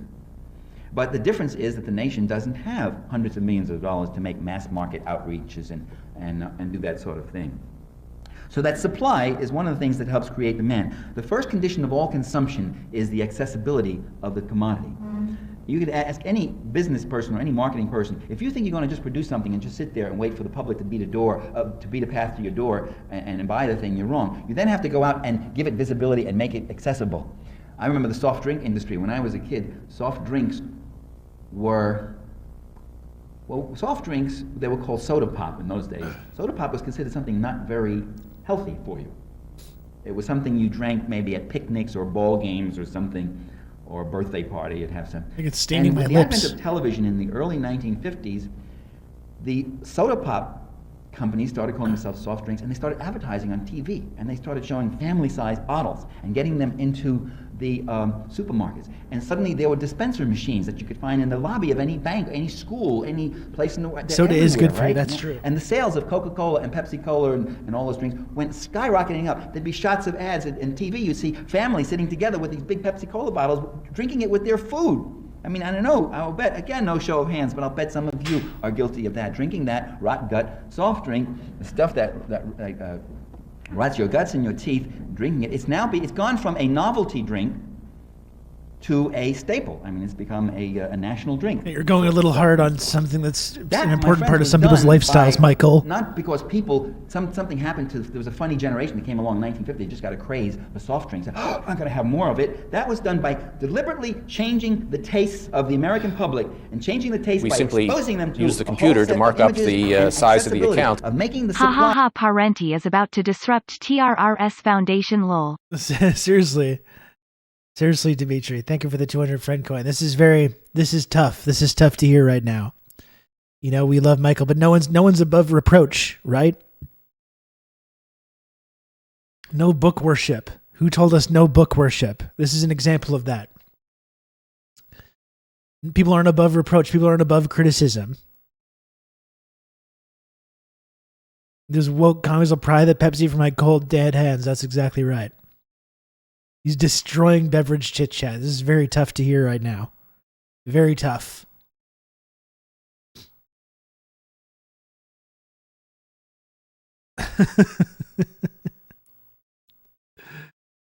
Oh boy. I don't know. Again, no one's above reproach. Not even Michael Parenti, not even me. If you can believe that. I know no one in this community or this chat would ever reproach me. In theory, though, no one is above it, though. Not that that's going to happen, as we know. Moving on. This is very divisive. Create the demand by making that supply so imminent and so right It is there divisive. up front, in front of people until they get hooked on the sugar in it and they drink it like maniacs. You know. All right. I disapprove of soft drinks. I just want you to know. That's why Diet Coke is It's good, often Michael. nice It to doesn't make have the that point. sugar. If you're talking in a class, That's the it's genius often of nice to it. make that point because invariably, or if it's a lecture hall where you have those, those armrest seats where you take notes, invariably there'll be one or two cans, and I could point them out, and you see the person starts to squirm and giggle and all that sort of thing. But nobody brought a soft drink in, huh? So we won't. They're probably under the seats there somewhere. It's There basically also, I would say, is very little ideological diversity in the media, despite the fact that you have a great variety of outlets. You have a lot of newspapers. You go across the country, you find the same columnists in all these newspapers and the same commentators, and they are overwhelmingly conservative. The same thing on TV. John McLaughlin, a right-wing commentator, has 3 TV shows. One on the network. Free tickets to and one Shed on at the PBS. bottom of the noodle 2 on the networks, 1 on PBS. William Buckley, Pat Buchanan, George Will, Evans and Novak, with a sprinkling on the left being people. It's so spicy. Like, I love it. I love it, and I'm highly addicted to it. It's very spicy. Very enjoyably spicy, though. Counterpoint, a nice cold can of Coca-Cola Classic. Nothing like it. So we all get it wrong sometime. It's nothing to be ashamed of. Like Michael Kinsley, that's about as far left as you go. Kinsley once turned to Buchanan and said, a moment of great truth, I thought. He said, "I'm not as far left as you are far right." And I said, yay, that's for sure. That there's the political spectrum is pretty much amputated at around center. It's really center versus right. And witness the fact, for instance, that almost all the debate on major policies are debates of the center versus the right. The health plan today, the whole health plan debate is between those who want Clinton's managed competition and those who don't want anything very much at all on the Republican right. And the single payer stuff has just been ruled out. Still arguments happening today. Talk about Bernie. Even though polls show that overwhelming majorities of Americans would go for a single payer Canadian type plan once they know what it's about. Has not changed through Clinton, And through often Obama, there is an appearance through of Biden. diversity. You may get 2 people debating a subject. Biden's like, we haven't changed the system at all, but now insulin's a little bit cheaper. So you're welcome, America.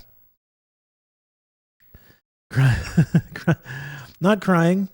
The soup is very spicy, though. It does definitely loosen everything up here. There's no denying that.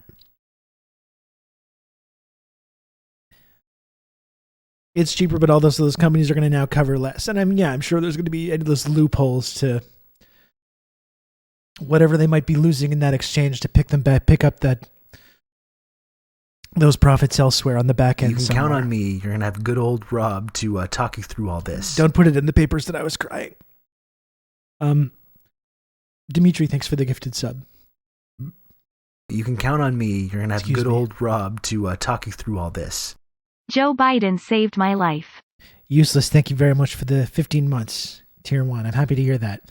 And again, I'll just take a brief pause. What is it, 1:40? I got about another hour and a bit to go. I'll just remind you folks, though, that I know I'm very tired today and low energy, and this is a long form video day, but still, if you do enjoy the program, you want to support this kind of community, you want to support this commentary here on Twitch, where we do these things, we have these important discussions about the role the media plays in manufacturing consent for capitalism and colonialism and imperialism. If you want to support that kind of commentary, please do. As Useless, our friend Useless teammate just did. Please do support TRRS by subscribing. You can also subscribe totally free of charge with your Amazon Prime account. Gift subs or friend coin like Nyan Cat just now. Thank you for the 50 friend coin, Nyan Cat.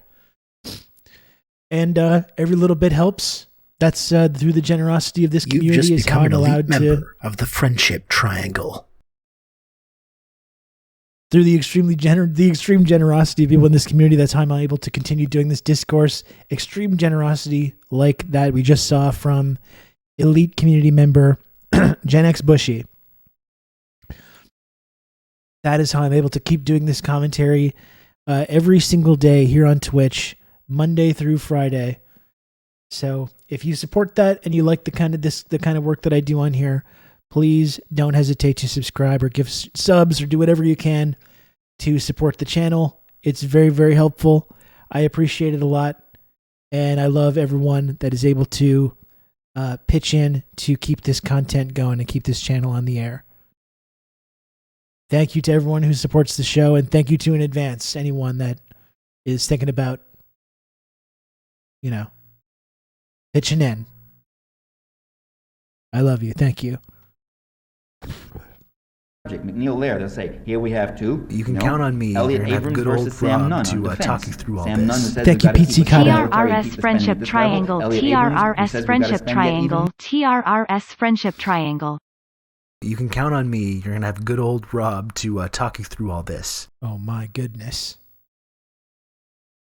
Oh my. You ready for this? Wow. Okay, Rob. Seriously, wow. Oh my goodness.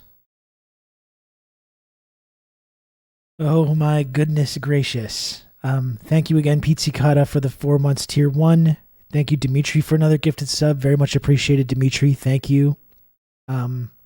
Dimitri also gave me a tip to get propaganda posters from Propagandopolis, which I've got really cool propaganda posters all around me right now that I got there. Really cool stuff. And thank you so much to Talks to Wall for the incredibly generous 10 gifted subs. Talks to Wall. That's absolutely incredible. I love seeing the 10 gift sub alert. It's rare, but I love to see it, not only because of the financial aspect, but also just because it's wonderful to see. It's a wonderful surprise. Thank you very much, Talks to Wall. I really appreciate that. Thank you. I'll continue the video. We are 50% of the way through a level 4 hype train, folks. So, excuse me. If you do want to subscribe to TRRS and you do want to help get us closer to the goal, you want to get us through that hype train, please subscribe to the channel. Again, I love it and I appreciate it a lot. And it means a lot to me. Thank you. We're going to continue with the video, but don't hesitate to subscribe if you've been holding back and you've been wondering, is this a community that I need to join? Is this a community that I need to support? We are here to say yes. Yes, it is. You can count on me. You're going to have good old Rob to talk you through all this. Slub to rib. Yes, it is a community that you should support. You can count on me. You're going to have good old Rob to talk you through all this.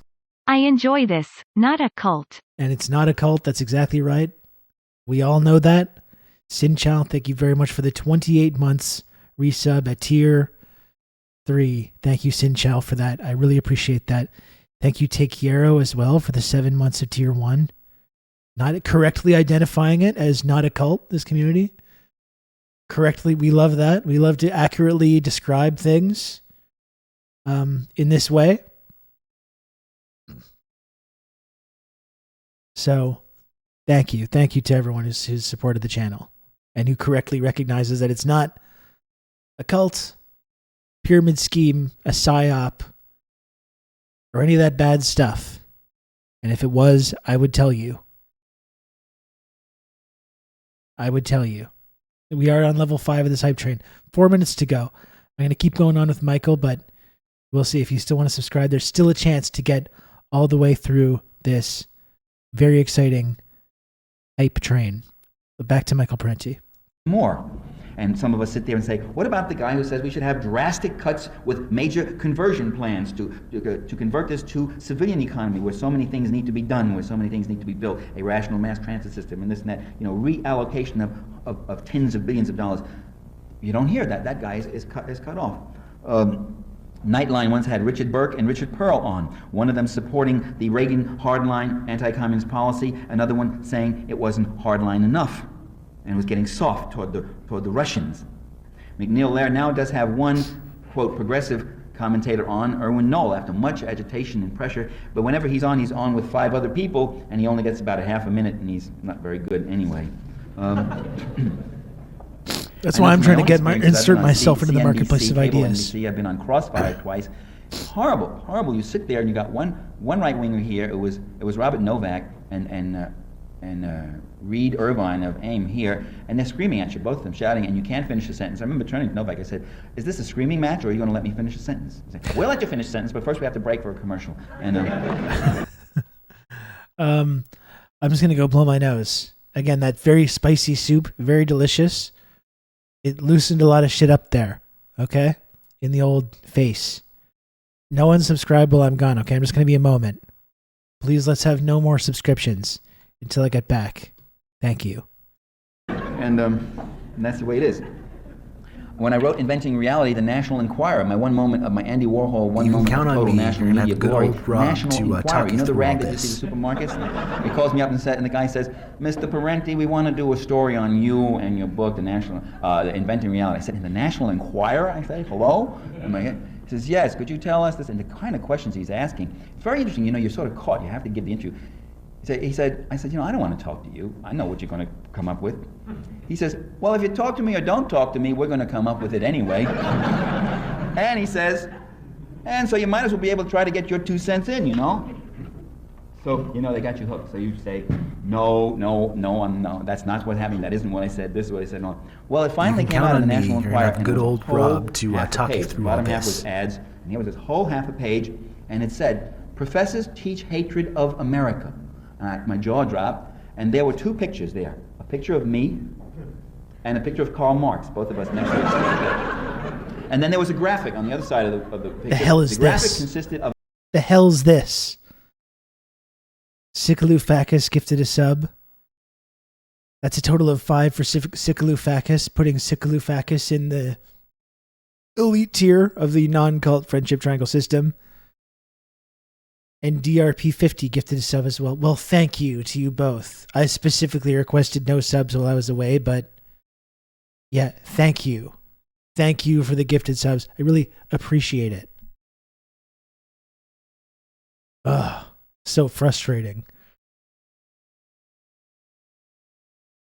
Of an outline map of the United States, just an outline, and across the middle of it was a sickle cutting through with drops of blood dripping like that. Subtle.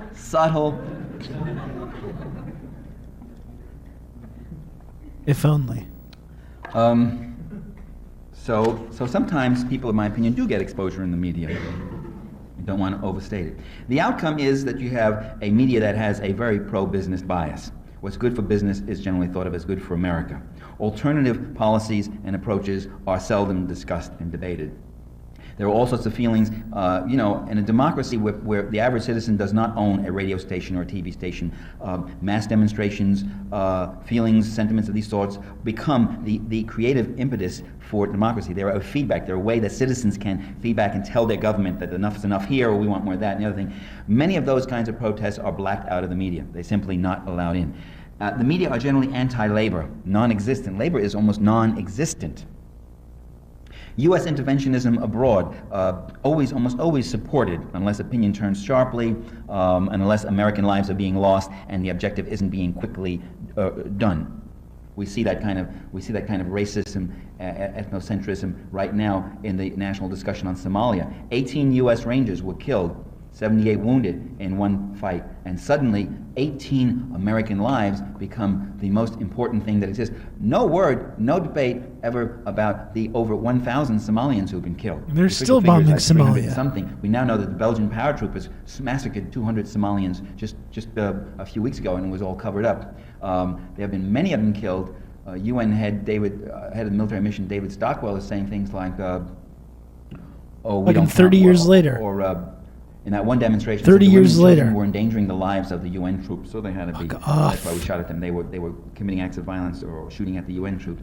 It's kind of disgusting. And 30 years later, what's often left, even when there is debate about interventionist policy, what's left unexamined is whether or not that policy really is coming from good intentions. And who's laundering at the New York Times? Of foreign leaders. I mean, in Vietnam, the debate finally came as the debate was between those who said we can win in Vietnam and those who said we can't win, so let's get out. There was no debate about all the other people, millions of us who were marching and saying we shouldn't win, we shouldn't even be fighting, we should allow that country to develop in its own ways, make its own mistakes, and there's nothing you have that's so precious and so great that justifies your going in there and saturation bombing with B-52s and burning villages and killing men, women, and children at the rate that you're doing, and spraying that country with dioxide and Agent Orange and destroying its ecology. Horrific crime. And wreaking that kind of havoc and murder and slaughter. There's nothing you have, no refrigerators, no General Motor cars, no great free enterprise system that you have that's so magnificent that justifies your doing that to those people. And that opinion never got on the air. That opinion that we shouldn't be in the war because it was a wrong war and an immoral war was never debated. The debate was always over tactical things. We're losing too many American lives, it's too costly, it was well-intentioned but it went awry, good intentions gone awry. We want to bring those poor little brown and yellow and colored folk, we want to bring them the blessings of democracy, but they just aren't ready for it and they didn't know how to do it, so our efforts are being wasted. I mean, it's an amazing ethnocentrism there, and an amazing amount of unexamined assumptions. And often when you watch something on the media, it's not the particular things they're saying, it's the immense things they're assuming and leaving unsaid that can become rather bothersome in that way. It does sound familiar. You see that all of same this kind commentary except the soda stuff has aged very, Russia, very well. Where the Democrats in the parliament are called hardliners, communist holdovers. The Constitution isn't even a legitimate constitution. It's a Brezhnev constitution, a Stalin constitution. That's a lie. It wasn't the old Constitution, it was the newly amended Constitution of 1989. That parliament was entirely elected. There were no communist-appointed seats. That's a deliberate confusion with the Soviet Congress, which Gorbachev abolished. The Russian Federation Congress was in 1990, every one of those guys were democratically elected, and they weren't hardliners. The hardliner was Yeltsin. He was the guy saying, we are going to put through the shock therapy reforms, the hell with the pensioners, the hell with anything else, and that's what it's going to be. And they were resisting that. They weren't resisting economic changes in the economy. They wanted, however, it modified by preserving certain human services and certain protections for the more vulnerable components of the population. That's what much of the fight is over. Some of the people in parliament were themselves privatizers. Some of them were the first backers of Yeltsin. And here you have an image of a president tearing up the Constitution, suspending parliament, firing tanks, 125 millimeter cannons into the parliamentary building, killing scores and scores of people, banning 12 political parties, suppressing and permanently suppressing something like 15 opposition newspapers, and this is called rescuing democracy. And this is happening in Ukraine right now, or over the last couple of years, same thing. Orwell's model of and all the shock reforms are coming in as well. The total reversal of truth as being very crude, and I still do for the most part. That is, most propaganda doesn't simply lie, just say, black is white, green is blue, or whatever else. It doesn't do that. It really more relies on framing and toning and shifts and emphasis and placement and repetition and that sort of thing, and omissions and that sort of thing. But that Orwellian model certainly does work, and you saw that manifested in the media, where they could take the guy who was destroying the democracy and transform him into the guy who was saving the democracy. The parliamentarians who were resisting that executive action were defined as the people who were the rebels and who were threatening the government, which was one of the remarkable propaganda feats. Part of it is by equating free markets with democracy. If you turn to the entertainment industry, you find the same kind of thing. In entertainment, it's a little different, though, that the politics are even more hidden. When you see somebody get up on a McNeil Lair or Nightline or something, and he starts giving his rap, well, we feel this and the government policy this and we intend that, at least you know that you're listening to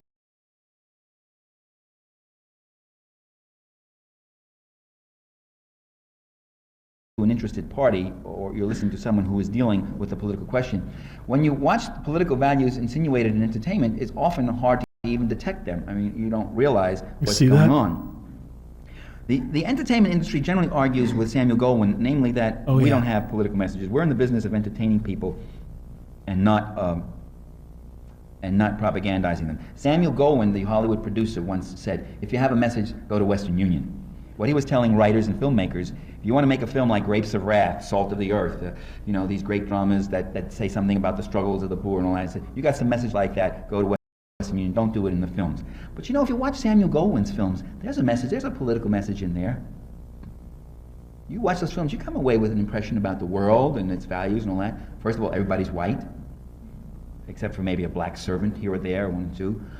They all live in homes, and he made these movies during the Depression, they all live in homes where you'd have to have a six-figure income even then to be able to afford them. Lush homes and mansions and apartments and all that. There was this glitter and glamour. Women were not in any kind of empowered positions at all. They always were sexual objects of one sort or another, jealous wives or flirtatious mistresses or whatever else. Those were the Sam Goldwyn movies, or they were these inane.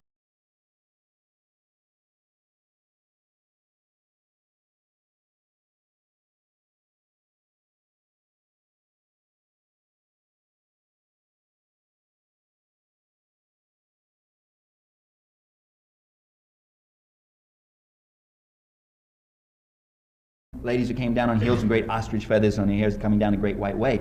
That, I maintain, is a political thing. Working people were never portrayed in any serious way. They were just usually minor characters of not of much interest. It propagated the values of glitz and glamour and consumerism, and it was consciously escapist. I mean, he consciously said, this movie's a fix. This is for people to just escape and not look at reality. Well, to consciously deny reality and get people away from reality is itself a statement about reality. The British musician and pop star Billy Bragg, he made a point about music. I'll quote him. He said, what people mean when they say music and politics don't mix is that music and left-wing politics don't mix. Right-wing politics go right through all our music, materialistic, racist, and sexist imagery, and the dwelling on exploiting people's feelings. So the very definition, unquote, the very definition of what is a political song or a political movie is itself political. And again, in the entertainment industry, I won't go on too much long, I'll leave some time for questions. In the entertainment industry, you get the same kind of thing, the concentration of capital. The major producers control and distribute about 90% of all the films that exist. The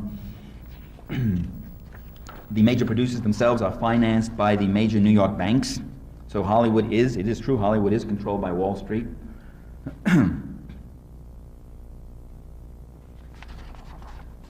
The people who put on television. Pretty soon it's all going to be AI making our entertainment. Set the limits on what can or cannot be produced. The single biggest corporate advertiser on television is a company known as Procter & Gamble. And they have an editorial policy which reads in part, I'll quote, there will be no material that may give offense either directly or by inference to any commercial organization of any sort. That means any business. There will be no material on any of our programs which could in any way further the concept of business as cold, ruthless, and lacking all sentimental or spiritual motivation. Because business is mostly motivated by spiritual and sentimental things, as you know. Members of the armed forces must not be cast as villains. If there is any attack on American customs, and they mean the dominant customs of the business culture, it must be rebutted completely on the same show. Eastman Kovac notes, quote, a spokesman, that television shows are many television shows are pre-screened by the advertisers. And Eastman Kovac says, quote, in programs we sponsor on a regular basis, we do preview all scripts before the airing of the program. If we find a script is offensive, we will withdraw our commercials from the program. And by the way, most of what they find offensive are not sexual things, but political things. What can get on now in the area of sex is really liberal. It's been liberalized, and other things. Language has been liberalized. I wasn't totally sure about these shades. As I mentioned, I bought these off an ad that I saw on TikTok. I like ridiculous sunglasses. I do. I wasn't so sure about these, though, but they have really grown on me. I've been wearing these regularly. and I quite enjoy them. They've grown on me a lot. And a lot of those things have loosened up amazingly, but there's still a lot of rigorous censorship, and most of it is directed toward political. Every network has what's called a production and standards department. Production and standards is a euphemism for censor. And the production and standards guy goes through these things, and they look at what is going on. And the New York Times, on one of the very rare occasions that has acknowledged that there's media censorship, see, occasionally the newspapers will acknowledge there are things that are wrong in the media if it's about television. They'll do that. They like to talk about television. RIP 2049. So, on one... I am thinking about playing the Cyberpunk game. These could be good glasses to wear. I am considering starting to do that. We'll see. I could really get in the mood with these bad boys, though. Story, November 27, 88, they noted that, that while network production and standards censors, I'm using these words, I'll get to the quote, they've reduced their policing, here it is, reduced their policing of sexual and other cultural taboos, but network censors continue to be vigilant when it comes to overseeing the political content of television films. A poll taken by the Writers Guild of America, 86% of all the writers who ever wrote for television say that they experienced personal censorship. Many claim that every script they have written, no matter how innocent, had been censored and diluted in some way. 81% believe that, quote, they answered yes to the quote, television is presenting a distorted picture of what is happening in this country today, politically, economically, and racially. And again, you're going to run into this argument, well, aren't we giving people, I'm going to skip a lot of stuff here, aren't we giving people what they want? Well, I did. You're telling them what they want. If I could find it, here it is, Variety. You tell them what they want, then you give it to them. Actually, it wasn't Variety. They published a snippet of it. There was a National Association of Broadcasters did a study. The National Association of Broadcasters are the guys who own the TV and radio industry. And they did a very exhaustive study, 5,000 respondents, which is a huge sample, plus about several hundred depth interviews, which is really quite a thing to do extended interviews. I mean, usually depth interviews, 20 of them is a sample of a larger sample of 1,000 or something. It was a very exhaustive, extensive study, in-depth, 500 in-depth interviews. Did I say 500? Well, it was 500 in-depth interviews. And then there were thousands of telephone interviews, shorter ones. The study was, how do... Hang on just 1 second, folks. I ordered some stuff in the mail, including new shoes. I'm just going to go down and see if my stuff is here. And I'll leave the clip playing. I'll be right back. Audiences feel about television. So the argument is they won't watch this stuff because that's what they like. We give them this because that's what they like. They don't want more serious things. And yet, when Roots came on, that documentary, a very serious thing about a story about story of slavery. It was a docudrama, really. It wasn't a documentary. It was a docudrama. It appeared on public television. It broke all records.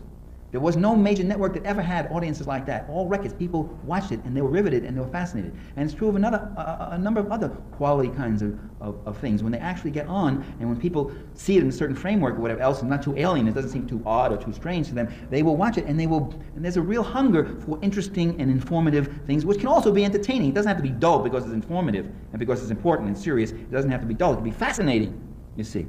Okay, the NAB does this study, National Association of Broadcasters. How do you like television? And apparently Variety caught wind of it and they said the results were overwhelmingly negative. Respondents complained that television was less entertaining than ever. About half of them said they were watching less of it than in early years. More than half wanted more relevant programs that gave audiences the chance to participate in discussion or ask questions. This was in '83. Ask questions of political figures. There were all sorts of things like this, What the NAB did, they refused to release the study. 5 years later, in 1988, I called the National Association of Broadcasters. And I finally got to a person who I don't know if she's one of the gatekeepers. I said, why haven't you released the study? Is it true that you didn't release the study because the findings were so negative in broadcasting and you didn't want your advertisers, your corporate advertisers, who you say, this is the way to the American public because they love their television sets, you didn't want them to know about it? Is that why you didn't release the study? And she said, this is the end of the interview. Clunk! And she hung up the thing. So I think maybe I had something in my question. Well, let me end right there and just say, conclusion, it's not an independent democratic media. It's not an independent democratic culture. It is a corporate class-controlled culture in many ways. Let me say that capitalism is not just an economic system. It is an entire social order. It propagates its own images, values, and myths, which often are the stuff of culture. Images, values, and myths are the stuff of culture, and capitalism, certainly the big Fortune 500, has a bigger say as to how that culture evolves than the democratic citizenry. And for democratic citizenry, that is a real danger and a real challenge. And what you ought to do is exercise your consumer sovereignty and not consume those soft drinks, both the soft drinks that rot your guts and the soft drinks that rot your brains, the soft messages, the soft drink images, and all that sort of thing. The messages are bad, but the beverages are good. I'm sorry, Michael. I'm going to have to respectfully disagree. Respectfully push back on that kind of thing. You know, it's the same thing. We can complain about the capitalism and the advertising and all the insidious nature of it. Some of these corporations do make a decent product, though. You know, like the big pharma corporations, they're very evil in many ways. They do make good medicine, though. They're good at making medicine. We can enjoy the beverages, and we don't have to celebrate the exploitative process that brings us the beverages. You know, and after the revolution, as we've mentioned many times, as part of this is our practicing of Lodane thought, we will be nationalizing the Diet Coke formula along with McDonald's and various other big chain restaurants and grocery store establishments. We will be seizing the means of creating the Diet Coke production.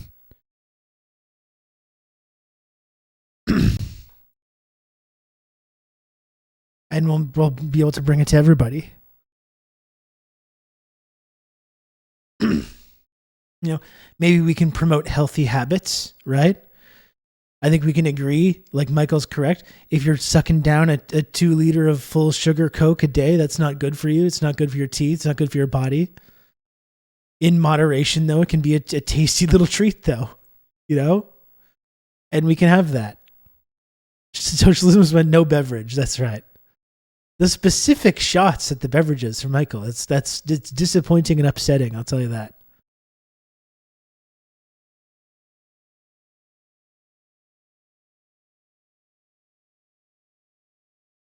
I wouldn't need this delicious caffeinated Diet Coke if I didn't have a shit job that dragged me out of bed early in the morning. Do you think about that, Michael? Exactly.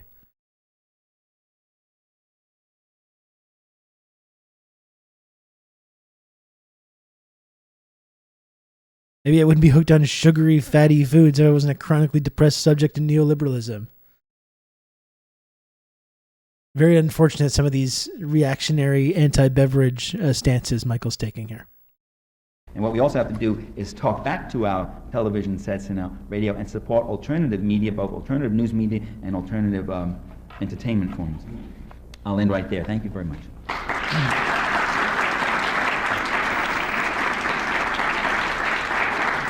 Okay, so it's shorter than I was thinking. You got an hour of questions, I guess. Now is the part where we will take in some questions for about 15, 20 minutes. 15? Yeah, okay, sure. 15 minutes? Anyone? I would like to give a lecture. I could give a lecture. I would love to give a lecture. That say, I don't believe in the liberal media, and that this is an idea that most people don't realize how liberal the media is. Where does this idea come from, this liberal media idea? Well, 80% of your commentators are conservative. Almost always they faithfully follow the official line, the Bush, Reagan, or Clinton line, whatever it might be. So the question is, why do they think it's a liberal media? I think because the reality of the world is so at variance with what the right-wingers think it is, that some information does get on the air. For the media for the media to perform its class control function, for the media to be one of these stabilizing control functions against progressive change and against those who might want a fairer distribution of position, power, and how wealth is used in this country, for them to faithfully control that, they have to have credibility. To have credibility, they have to sometimes deal with real issues. You see. So sometimes they do have to report things that there's a environmental problem, there's a toxic waste dump here. People also have what the great Italian communist Antonio Gramsci called dual consciousness. That is, the larger issues, what they're thinking about, and the same thing Engels said to Marx. You want to know what the average British worker is thinking about the big issues of empire? The same thing his boss is thinking, because that's all he hears. But they also have, Gramsci said, they also have another level of consciousness, which is things in their immediate environment and their experience. So they get to things like, why are my taxes so high? We've missed so many good Rob lectures because you rudos keep interrupting him with subs. The nerve of some people in this community. You know what hurts the most? The lack of respect. The lack of respect, that's what hurts the most. Well, maybe that other thing, but the lack of respect hurts the second most. What the hell am I getting for all these taxes I'm paying? Why must my kid register for the draft? Why are they sending him off to Iraq, Panama, Somalia, Lebanon, wherever else? Why is there this toxic waste dump here? Why do they take these beautiful woods in Montana, these beautiful forests, and turn them into a wasteland? How do they get away with that? What is that? So people do have questions, people do have experiences, and there's a lot of that out there.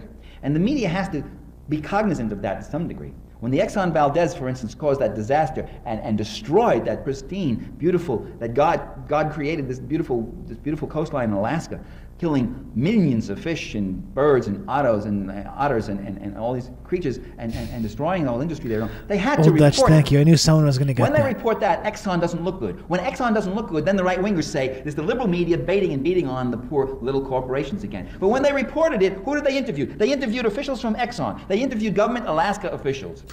I think Michael actually is in this segment a little bit downplaying the role that liberals do play in the media. But I mean, I guess just it's while this process was going on where these liberals were becoming dutiful stenographers for the establishment, whereas maybe in the 70s or early 80s, someone who self-described as liberal might be critical of the security state or might be critical of the U.S. government. In that whole process, you know, in the 80s, in the Reagan era, that's kind of the ideology that got churned out. These liberals kind of got on board with this project and became kind of stenographers from it, just from sort of a different angle as their conservative counterparts. So like this is right in the early days of the Clinton administration. This is when liberals I realized that they needed to embrace Reaganism to win, basically. And they have to be Reagan, but a slightly nicer version or a slightly more progressive rhetoric version. Both in politics and in the media, we saw that. Can someone share a link to the vid? Of course. Yeah, of course. And a few townspeople for a little local color, you know. Oh, it's terrible. Oh, it's a terrible man. Oh, it's really bad. I don't know what's going to happen. They never interviewed the environmental people, the environmental organizational people who have been criticizing these tankers for years, that they take undue risks, that they come in too close to the coast, that they overload, that they do all these things. They never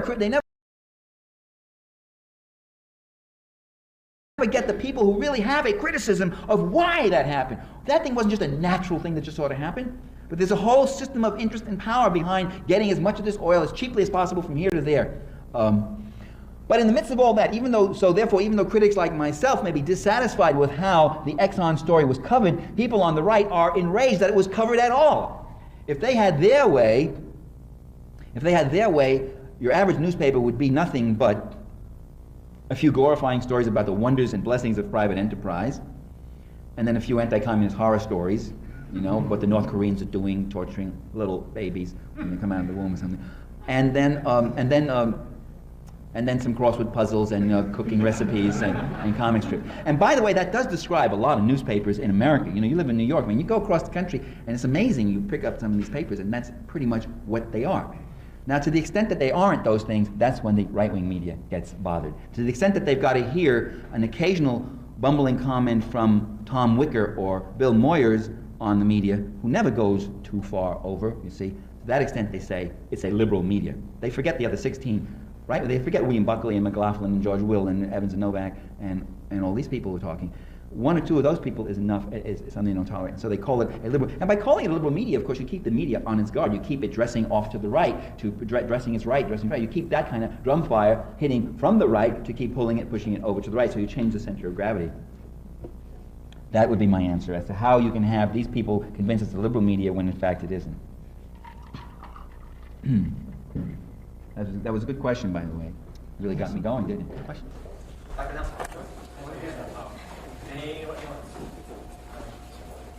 Dr. Berti, with the death of I.F. Stone, and I don't know if George Salidas is still alive in Vermont, but guys like... Yes, I'm sorry, George Salidas is still alive. Anyway, are there any journalists out there who are supposed to do their job diligently, do you know? Well, I.F. Stone and George Seldes did do their job diligently, and they never wrote for the major media. I.F. Stone in all his life was never even invited to the National Press Club. Do you know that? Never even he was red baited out of the press club, and he wasn't even a communist. You know when he got invited to speak at the press club? When he was 82 years old, about 4 months before he died. He finally came in after he'd written a bestseller called The Trial of Socrates. Great book, by the way. He decided to become an ancient Greek scholar and less of the So I would say they aren't even the exceptions to the rule. They themselves were proof that if you do that kind of really investigative journalism, that you attack the powers that be, you're left to write your little own independent newsletter, which might have a circulation of 20 or 30,000, but you can't reach the millions. You're not allowed. Your columns aren't syndicated. There are people who try now doing that. Jeff Cohn and my buddy Norm Solomon, they're both writing a column together, but they get adopted in about 20 newspapers, you know, and occasionally one drops them, and then another drops them, and then another drops them because they get a little too hard hitting. There are a few other people like that who are trying. Jim Hightower, the Texas populist, has a radio show which is, I guess, maybe gets about 20 outlets. But you see, you can't. Jim Hightower is vastly more intelligent than Rush Limbaugh, and vastly and really funny and witty. But Rush Limbaugh has 600 radio stations that adopt him because who owns the radio stations? There's the rub. And Hightower isn't a great. I mean, his politics. There's the rub. He's kind of a liberal populist, but he's got a lot of, and he's got lots of little jokes. You know, nothing in the middle of the road except a dead armadillo with a yellow stripe down its back. And I do remember when he folksy died. Humor, which, and with a lot of political information. And he occupied a statewide office in Texas, a very important office in Texas for a while. So I mean, he's a public figure. He's known. I remember being on a panel with Reed Irvine of the American AIM. What is it called? Accuracy in the Media. It's a right-wing watchdog group. And Irvine is going on about how the media are a liberal conspiracy. And I said, Irvine, wait a minute. I said, wait a minute, Reed. Let's take your opinions. Let's take mine. I've gotten 2 op-eds or 3 or 4 op-eds in the major media in 20 years. And they're usually subjects that are not the center part of what I want to say. You have your newspaper column in 90 newspapers. He said 100. His ego was actually feeding my argument. He couldn't resist. You know, he was actually, and you have 70 radio stations that carry your weekly radio show. He said 85 or something like that. You know, I said, I would like to be drummed out of the media the way you are. I would like to be neglected by the media. People of mine. It doesn't have to be shadow banned. I don't know if I really want to turn out a column every week, but I would like the woke media shadow banned me. As say from the most number one successful podcast. Did all those things and led that fight with automobiles, made a national name. And all. Ralph Nader has a syndicated column. It goes into again like about 20, 25 small little newspapers. You know, one of those sometimes those weekly handouts or things like that. The newspapers. So the radio programs. It's not to fault the journalists and say there are no crusaders among them. Read my article in the Washington Post about how I'm being silenced. It's to say that there are a lot of people who want to do that, but they don't have access and they don't get the outlet. It's a controlled press. It's a censored press. It's a one-sided press. Now you might sit there, one or two, you might sit there and say, good, because I'm a conservative and I don't like liberals. And conservatives usually by liberals, they mean everybody. Liberals. I'm not a liberal. I feel I'm much further to the left than a liberal. Don't insult That's me right, that way, Michael. right? So we want people like you, commie, pinko, whatever you are, in the media. I feel better. American democracy is better, so we can sleep well, and all God, church, mother, family is safer because you people are out of the media. I don't think so. I think democracy is safer. And by the way, I wouldn't want a media where everybody I read is of my opinion. I would start to get uncomfortable with that. I agree, and I would like to have a media where there was a wide variety of ideological spectrum, like a wide variety of opinions across that ideological spectrum, from Marxist-Leninists to anarchists to Maoists to Dengists, maybe even some social democrats in there for like diversity. I would love to have a whole wide range of opinions, a huge diversity of thought, and a lot of different perspectives.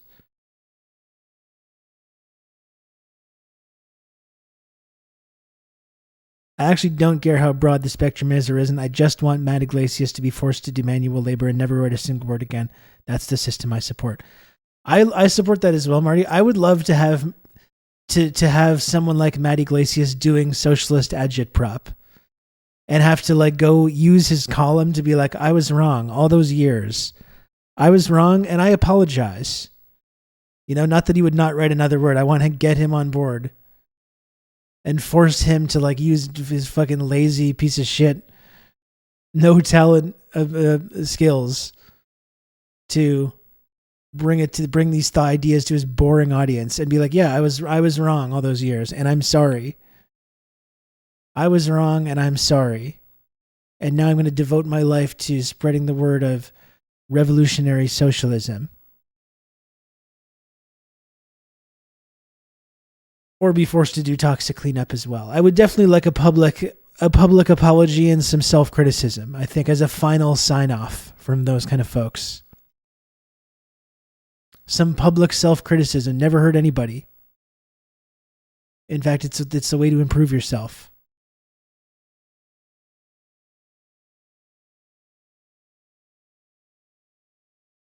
Here to analyze these CSIS claims is a former CSIS director and another former CSIS director. Amazing. Canada is just beyond parody with this shit.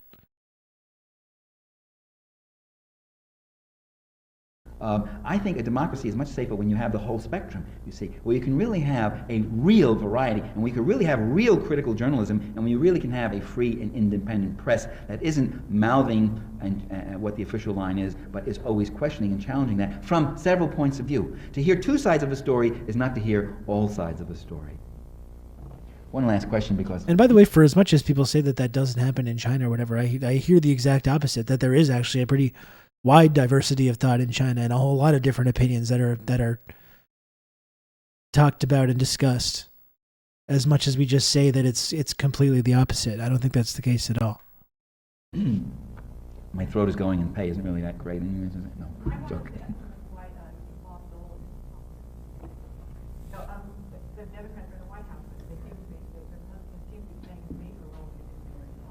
Right. Do you remember when the Senate? Do you remember when the Senate majority? He's still the Senate majority. George Mitchell.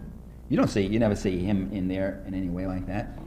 This is the Senate minority. Well, he's the head of the opposition party, but in Inventing Reality, I do note that coverage of Republicans is much more generous than coverage of Democrats. Forget left progressive critiques of the kind I would like to see, but even in their own pale two-party spectrum, there's incredible bias. Even on PBS, even on McNeil Lehrer, even though I agree, Fart Party. More liberal, you will find that the number of officials, spokespersons, whatever, come much more from Republican, like Heritage Foundation, American Enterprise, all those things, than from the Democratic National Committee and that sort of thing. Even with a president, not even with a Democratic president in office. So they've got to find who's the Republicans. I mean, it's a Republican, it's a conservative media, so Bob Dole becomes Mr. Hero.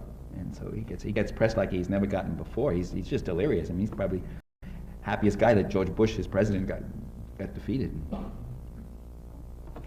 Any other questions or comments?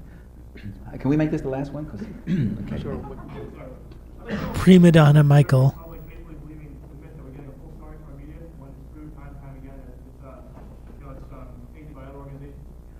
Well, first of all, could I question your question? That is, there are a lot of people who are skeptical that they get the whole story from the media. Having people speaking about marketplace of ideas in a two-party country where there's two capitalist parties. And in our media and political sphere, you just get debates between these different factions of the capitalist class. But yes, in a two-party country, then lecture other countries by calling them one-party systems. It is laughable. Or to suggest that we have democracy and they don't. We have a free press and they don't. We have a free exchange of ideas and they don't. It's nonsense. They often wonder about it. They may wonder in the wrong ways, as you say, why is it a liberal media or something, but they sometimes, for instance, that phony oil shortage in the mid-'70s, I remember I was leafleting on it in front of a supermarket years ago. I do a lot of political activity besides my writing and lecturing. I get out in demonstrations and I do that kind of stuff. I kept calling it the phony oil shortage. You remember there was a terrible, you don't remember, you weren't actually doing much then, but there was a phony oil shortage that came in the mid-'70s. It was about 75, wasn't it? And suddenly there was no oil, and the price of oil got jacked up 20%, and suddenly the oil reappeared. And everybody knew they'd been taken. So that's the Gramsci thing. The second, we may be uninformed, but we're not stupid. We may not get access to the information. We're not completely stupid. So they do have criticism. I remember every time I said the phony oil shortage, it was usually some guy saying, that's absolutely right. Some you're not kidding, phony. You're right. We got taken. So they know that they're not. They sometimes know they're not being told the truth. Democracy Why they knower don't know Evan when they're being Dyer would lied to all disagree, the time? of course. Well, you know, they often don't have alternative sources of information. So it's amazing how you can manipulate people sometimes. I remember a few years ago going around the country and everybody was Gaddafiing. Gaddafi. Relevant Libya, again. Gaddafi, because it was in the media. And everybody was sitting The there, same thing. Gaddafi going to come, Gaddafi going to get your mama, Gaddafi, watch out for Gaddafi. As soon as you need the enemy again, as soon as you need to shift gears, there he is again. We brought that back. Thanks, Obama and Hillary. Libya, a failed state to this day, by the way. There's still horror stories emerging out of Libya, which is still not recovered from the overthrowing the Libyan government. You know, it's fucking... I feel so bad for supporting his removal. I was so lib-cupped. I think if you're plugged into the media, like Michael's describing, it's really hard not to get sucked into those moments when the propaganda spout gets turned on.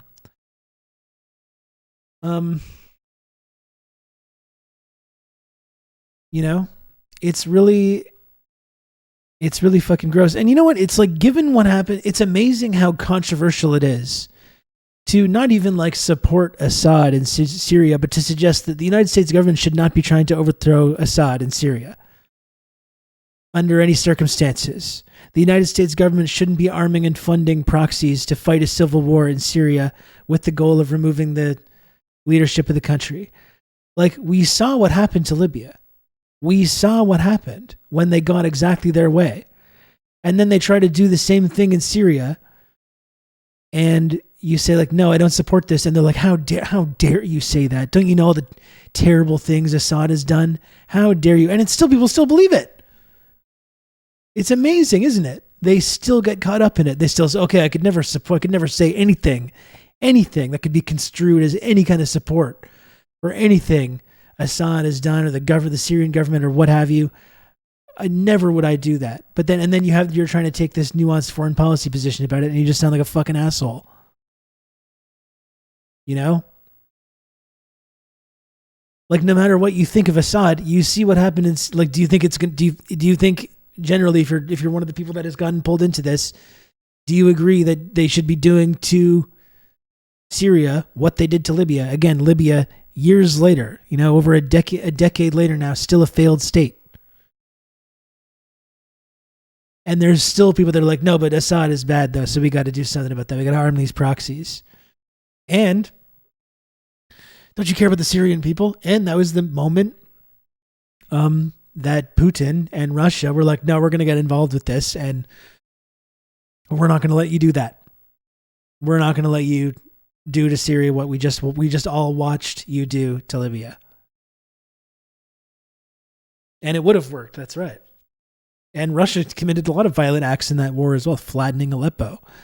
But like, you have NATO and the West trying to turn it into just as much of a failed state as Libya is, where again, we have all these horror stories of human rights violations, slavery, atrocious. And people are still making the case that you need to do the same thing to Syria. And if you're against it, well, then you support Assad, you support dictatorship. How many times do people fall for the same argument? You support Saddam, you support Gaddafi, you support Assad, you support Putin, you support President Xi. In that case, it's true when it comes to me, but you support Kim Jong-un, which is also true as well. But it's the same fucking thing every time. Every time. And people still fall for it. It's very discouraging. Really, really discouraging. It shouldn't be controversial to say, no, we should not be arming Syrian proxies to engage in a civil war in Syria to overthrow the Syrian government. No, we shouldn't. Look what just fucking happened to Libya. No, we shouldn't do the same thing to Syria. No, we should not. It shouldn't be controversial to say, no, we shouldn't be arming Ukrainian proxies to provoke a war with Russia. No, we shouldn't be doing that. No, we shouldn't be training and arming literal Nazis in Ukraine. People say, you support Assad, you support Putin. And that's the get out of jail free card. That's the way you have no dialogue about it, no discussion, no nuanced understanding of like where these interventions have led before. Nothing.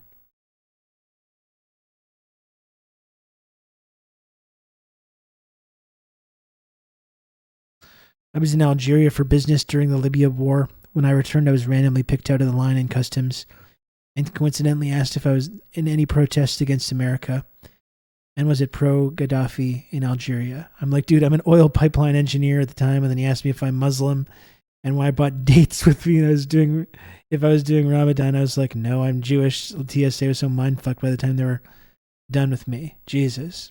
How dare you order dates? A very dangerous individual with these dates. Why are you bringing this delicious treat across the border, sir?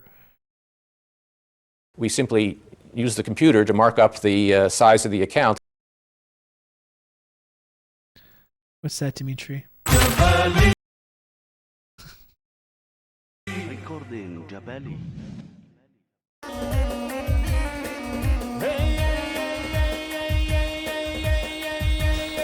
What is this?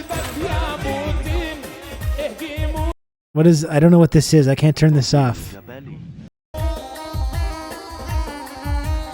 What is this? Someone sent me this video. I'm trying to click on it. I can't... I can't turn it off, and now it's stuck on the screen. Oh my gosh. Oh my gosh, what's going on here? How do I turn this off? How do I turn off this video?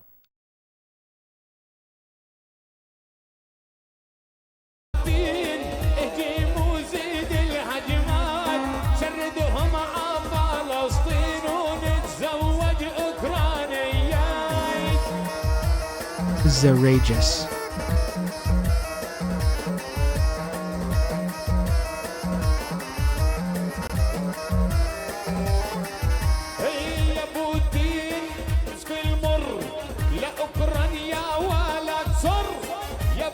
Okay, no, sorry, I figured it out. Sorry about that, folks.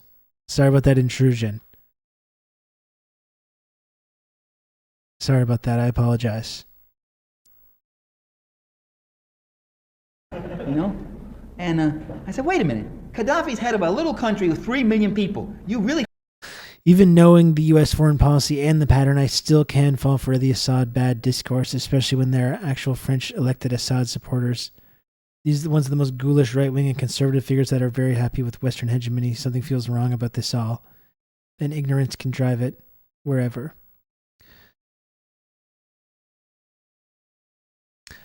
I mean, that's the thing, though. It's that, and you see the way that it's, you know, these kind of human rights issues are really used very effectively to, like, are weaponized and used very effectively to manufacture people's consent for that or invent reality, like Michael talks about. But that's it. It's not about supporting Assad at all, though. I don't think it's about being against Western imperialism and just asking the simple question: should Syria be turned into a failed state in the same way Libya has? Should, no matter what you think of Assad, it's not good that we're arming and funding these like extreme reactionary militia groups to fight in the Syrian civil war. Like, what does that have? That has nothing to do with us. Why are we doing that? So regardless of your feelings of Assad or anything else like that, it's just about being against that process, regardless of the context.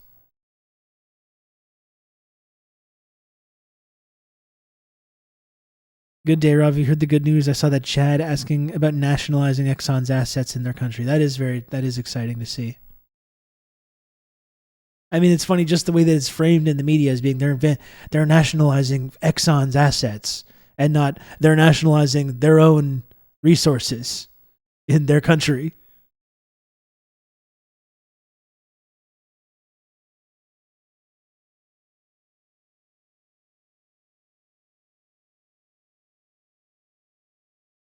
We've seen time and time again and what happens when we support and provide arms on one side of a civil war halfway across the world. Yes, we have. Yes, we have. And it's like, that's it, regardless of the context. That's not something we should be supporting under any circumstance.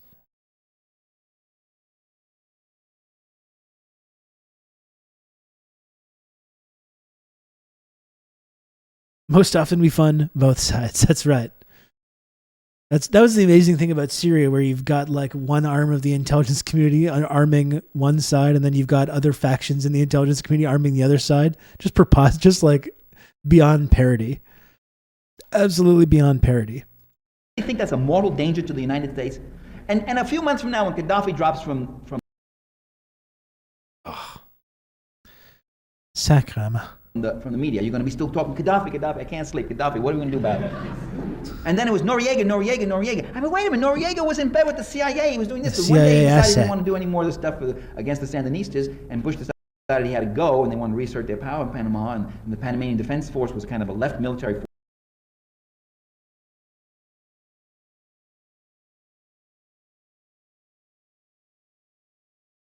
Oh my fucking goodness. What is this? What the hell is this? What in God's name is going on here, folks? Force, and left means that it was doing things like putting in social security programs and a few other things. I mean, Noriega was a populist. There were people in Panama, black, poor, who now were moving into positions of responsibility. You know, people who under the old system could never have hoped that. Noriega had learned something from TRRS, and even if he wasn't like TRRS, whose plane mysteriously blew up in midair, compliments of the CIA, some of us firmly believe, Noriega still had a military around him, still had to operate in that sort of thing. And that was his sin, really. But suddenly he was the worst demon that ever existed. Noriega was a drug dealer. And we say, we got Panamanian strongman. Drug dealer. Ramon Rodriguez appeared before Senator Kerry's committee and said, they're all doing it. They said, Senator D'Amato said to him, who's dealing in drugs? You know, D'Amato was a style, yes. Who's dealing in drugs, would you say? He said, how much did you deal with? He said, well, Senator, I dealt with about $100 million in cash every week. $100 million in cash. Can you imagine the size of this guy's suitcases? He said, how did you get in and out of the countries? What are customs, you know? D'Amato, and the guy, Rodriguez says, Senator, you know, when you got $100 million, you don't go through customs. They have limos and helicopters waiting for you. And he said, oh, yeah, I guess so. so then Senator Kerry says, so sharp, that D'Amato. Senator Kerry says, and who did you deal with in those countries? And Rodriguez says, we dealt with the executive heads and the military chiefs of Colombia, Peru, Ecuador, Honduras, El Salvador, Guatemala, and he went on and on.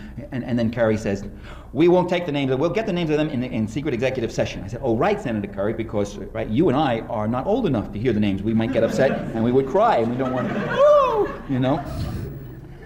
That was Noriega, and so they get Noriega, and people are led to believe Noriega was a drug czar. The guy is doing 20 years in an American prison now. You actually had an American president announcing that this guy was violating an American law that's operative in an American jurisdiction in Panama. So we can now go down, arrest him, use an armed force, kill 3,000 Panamanians, they take him, bring him back to New York, rig the trial. He can't talk about President Bush and his relations to President Bush. The judge... It's actually really interesting the way that it was like the war on communism.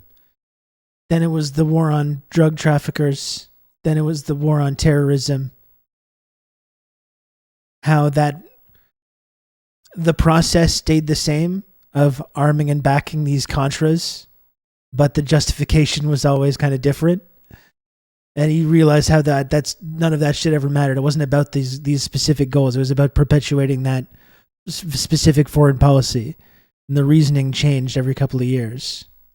Rules on the first day that's not relevant, national security, and he goes to jail because of law. By that rule, the Muslims can kill George Bush for violating sacred Muslim law in Saudi Arabia, couldn't they? And say he has been violating our laws. We can kidnap him, bring him back to Saudi Arabia, and you know what they do there? Take his hands off. That's all. After a fair trial. Well, that's my answer to your question. I mean, people can. It's really frightening how too many of our compatriots can easily be thought that they can demonize. That's where I think entertainment media and news media interlock. One of the chapters I did, Make Believe Media, was on children's television. I called it Child Abuse, was the title of the chapter. And you have the Saturday morning massacres, you know, and you look at these cartoons, one after the other, and the cartoons are always about some foreign demon threat that's going to come. One of them were the invading brains from outer space. Brains, you know, like brains in your head. The invading giant brains, and there were these disembodied brains floating in space, shooting laser beams down and paralyzing and killing people. Why did the brains do that? Because that's what they like to do. That's what these brains do. And there's always this sinister menace, it's just fun for them, of one kind or another, from some outer space or some foreign guy with a funny accent and a darker complexion. These are cartoons that children are watching. who talks like that. We're going to get these people. And then there are the heroes. There are the adventure superheroes who come, and the danger is stopped by the application of force and violence. This violent threat is stopped by a counter-violence, and it's hard to tell, the good guy violence from the bad guy violence, and the whole thing is resolved, and everybody is safe. The people play no active role as active agents in their lives. They're just the victims. They run and scream. The Godzilla movies, right?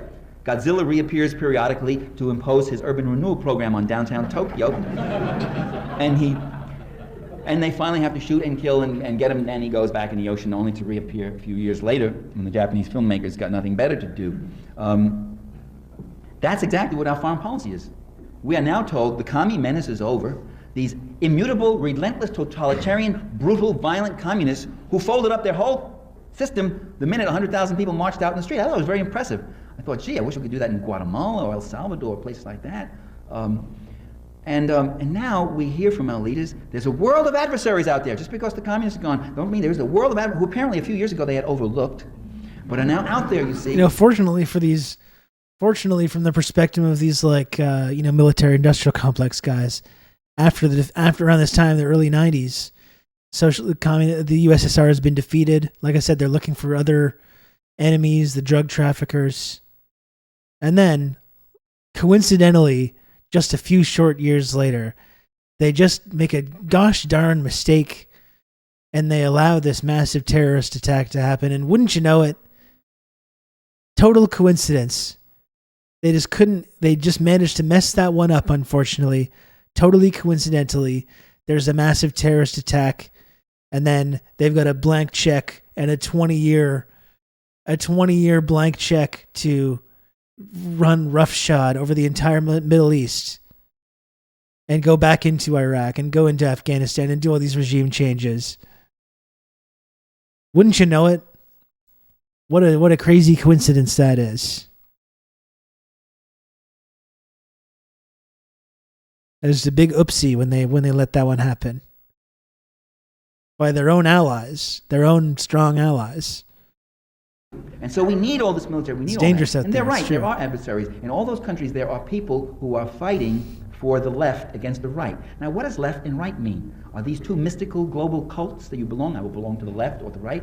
The left means these are the people on the side of the peasants and the workers and the poor priests in Latin America and the intellectuals and the student leaders who want social change, who want to change their country where 80% of the land belongs to 6 rich families and the rest of the people live in massive poverty, where the country is thrown open by the comprador class to foreign investors who could come in and take the land at which they raise beans and rice to feed themselves and convert that into sugar and coffee export crops. You see? That's the left. The right is made up of the military, the generals, the big latifundio owners, the whorehouse operators and gamblers, and the foreign investors. That's the right. So you choose. If you think you feel funny about the left, you don't like the term, call them something else. Call them little guys or whatever you want, or whatever. But that's what the fight's about. And I know which side I have chosen, and I hope you choose likewise. Bye-bye. Me too, Michael. That's a funny pause face. Me too, chat. I know which side I've chosen as well. Folks, like I mentioned, I got about 2 hours of sleep last night. I got about an hour before I got to go pick up my kid from school. I would like to just go lie down for a little bit. I don't know if I'm going to sleep, but I would like to just go lie down for a little bit. So I'm going to go, but one last chance. I'm going to be here for another 5 minutes. If you want to support the channel, just a few generous chatters could get us to the sub goal or close to the sub goal. You can count on me. You're going to have good old Rob to talk you through all this. Thank you, John McCain's Ghost, for the gifted sub. I love lying down for a little bit. It's nice. It's nice, isn't it? You have a little scroll on the phone. Big fan of going to lie down. Here goes old Grandpa Robert Russo with his conspiracy theories. The magic bullet is bullshit. 9/11 happened just as the MIC needed a real enemy. China's not actually populated with sinister, inscrutable Orientals that want to kill us. I know. This is the kind of wacky conspiracy theories that I do subscribe to. The wacky conspiracies that I do propagate sometimes. Anyone else? Does anyone else want to... like I said, I'm very tired. And if you gift a sub, it's like giving me a little pat on the head or the shoulder. And it's a way for you to say, there. There. That's what happens when you gift a sub right now. And frankly, I need that right now, chat. I need support. I need your support in this moment. You can count on me. You're going to have good old Rob to talk you through all this. Thank you, Diego, for the gifted sub. Thank you very much. I really appreciate all the support, Diego. There, threateningly.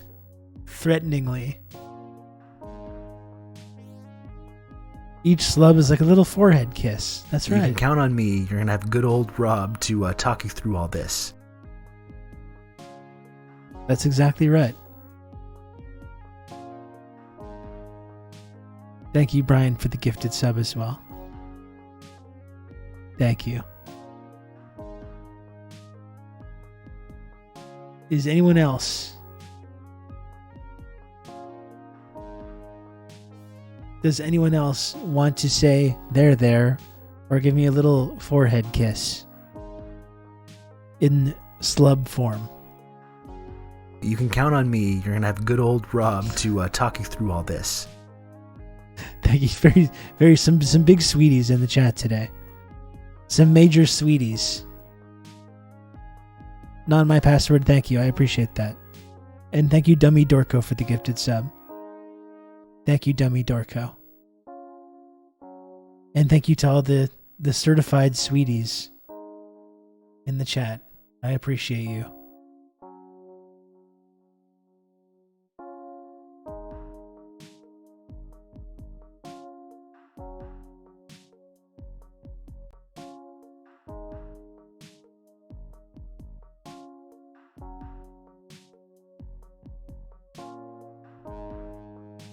Everyone here seems cool and not lived out. That is how we operate. That's right.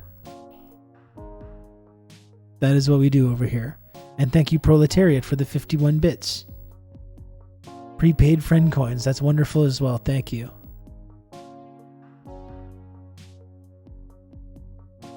So we're going to raid our friend Starlight Dazzle. One generous chatter could get to the sub goal. It's still possible. It is still possible. I'm just saying. Again, I would never tell anyone what to do. I'm just pointing out the reality.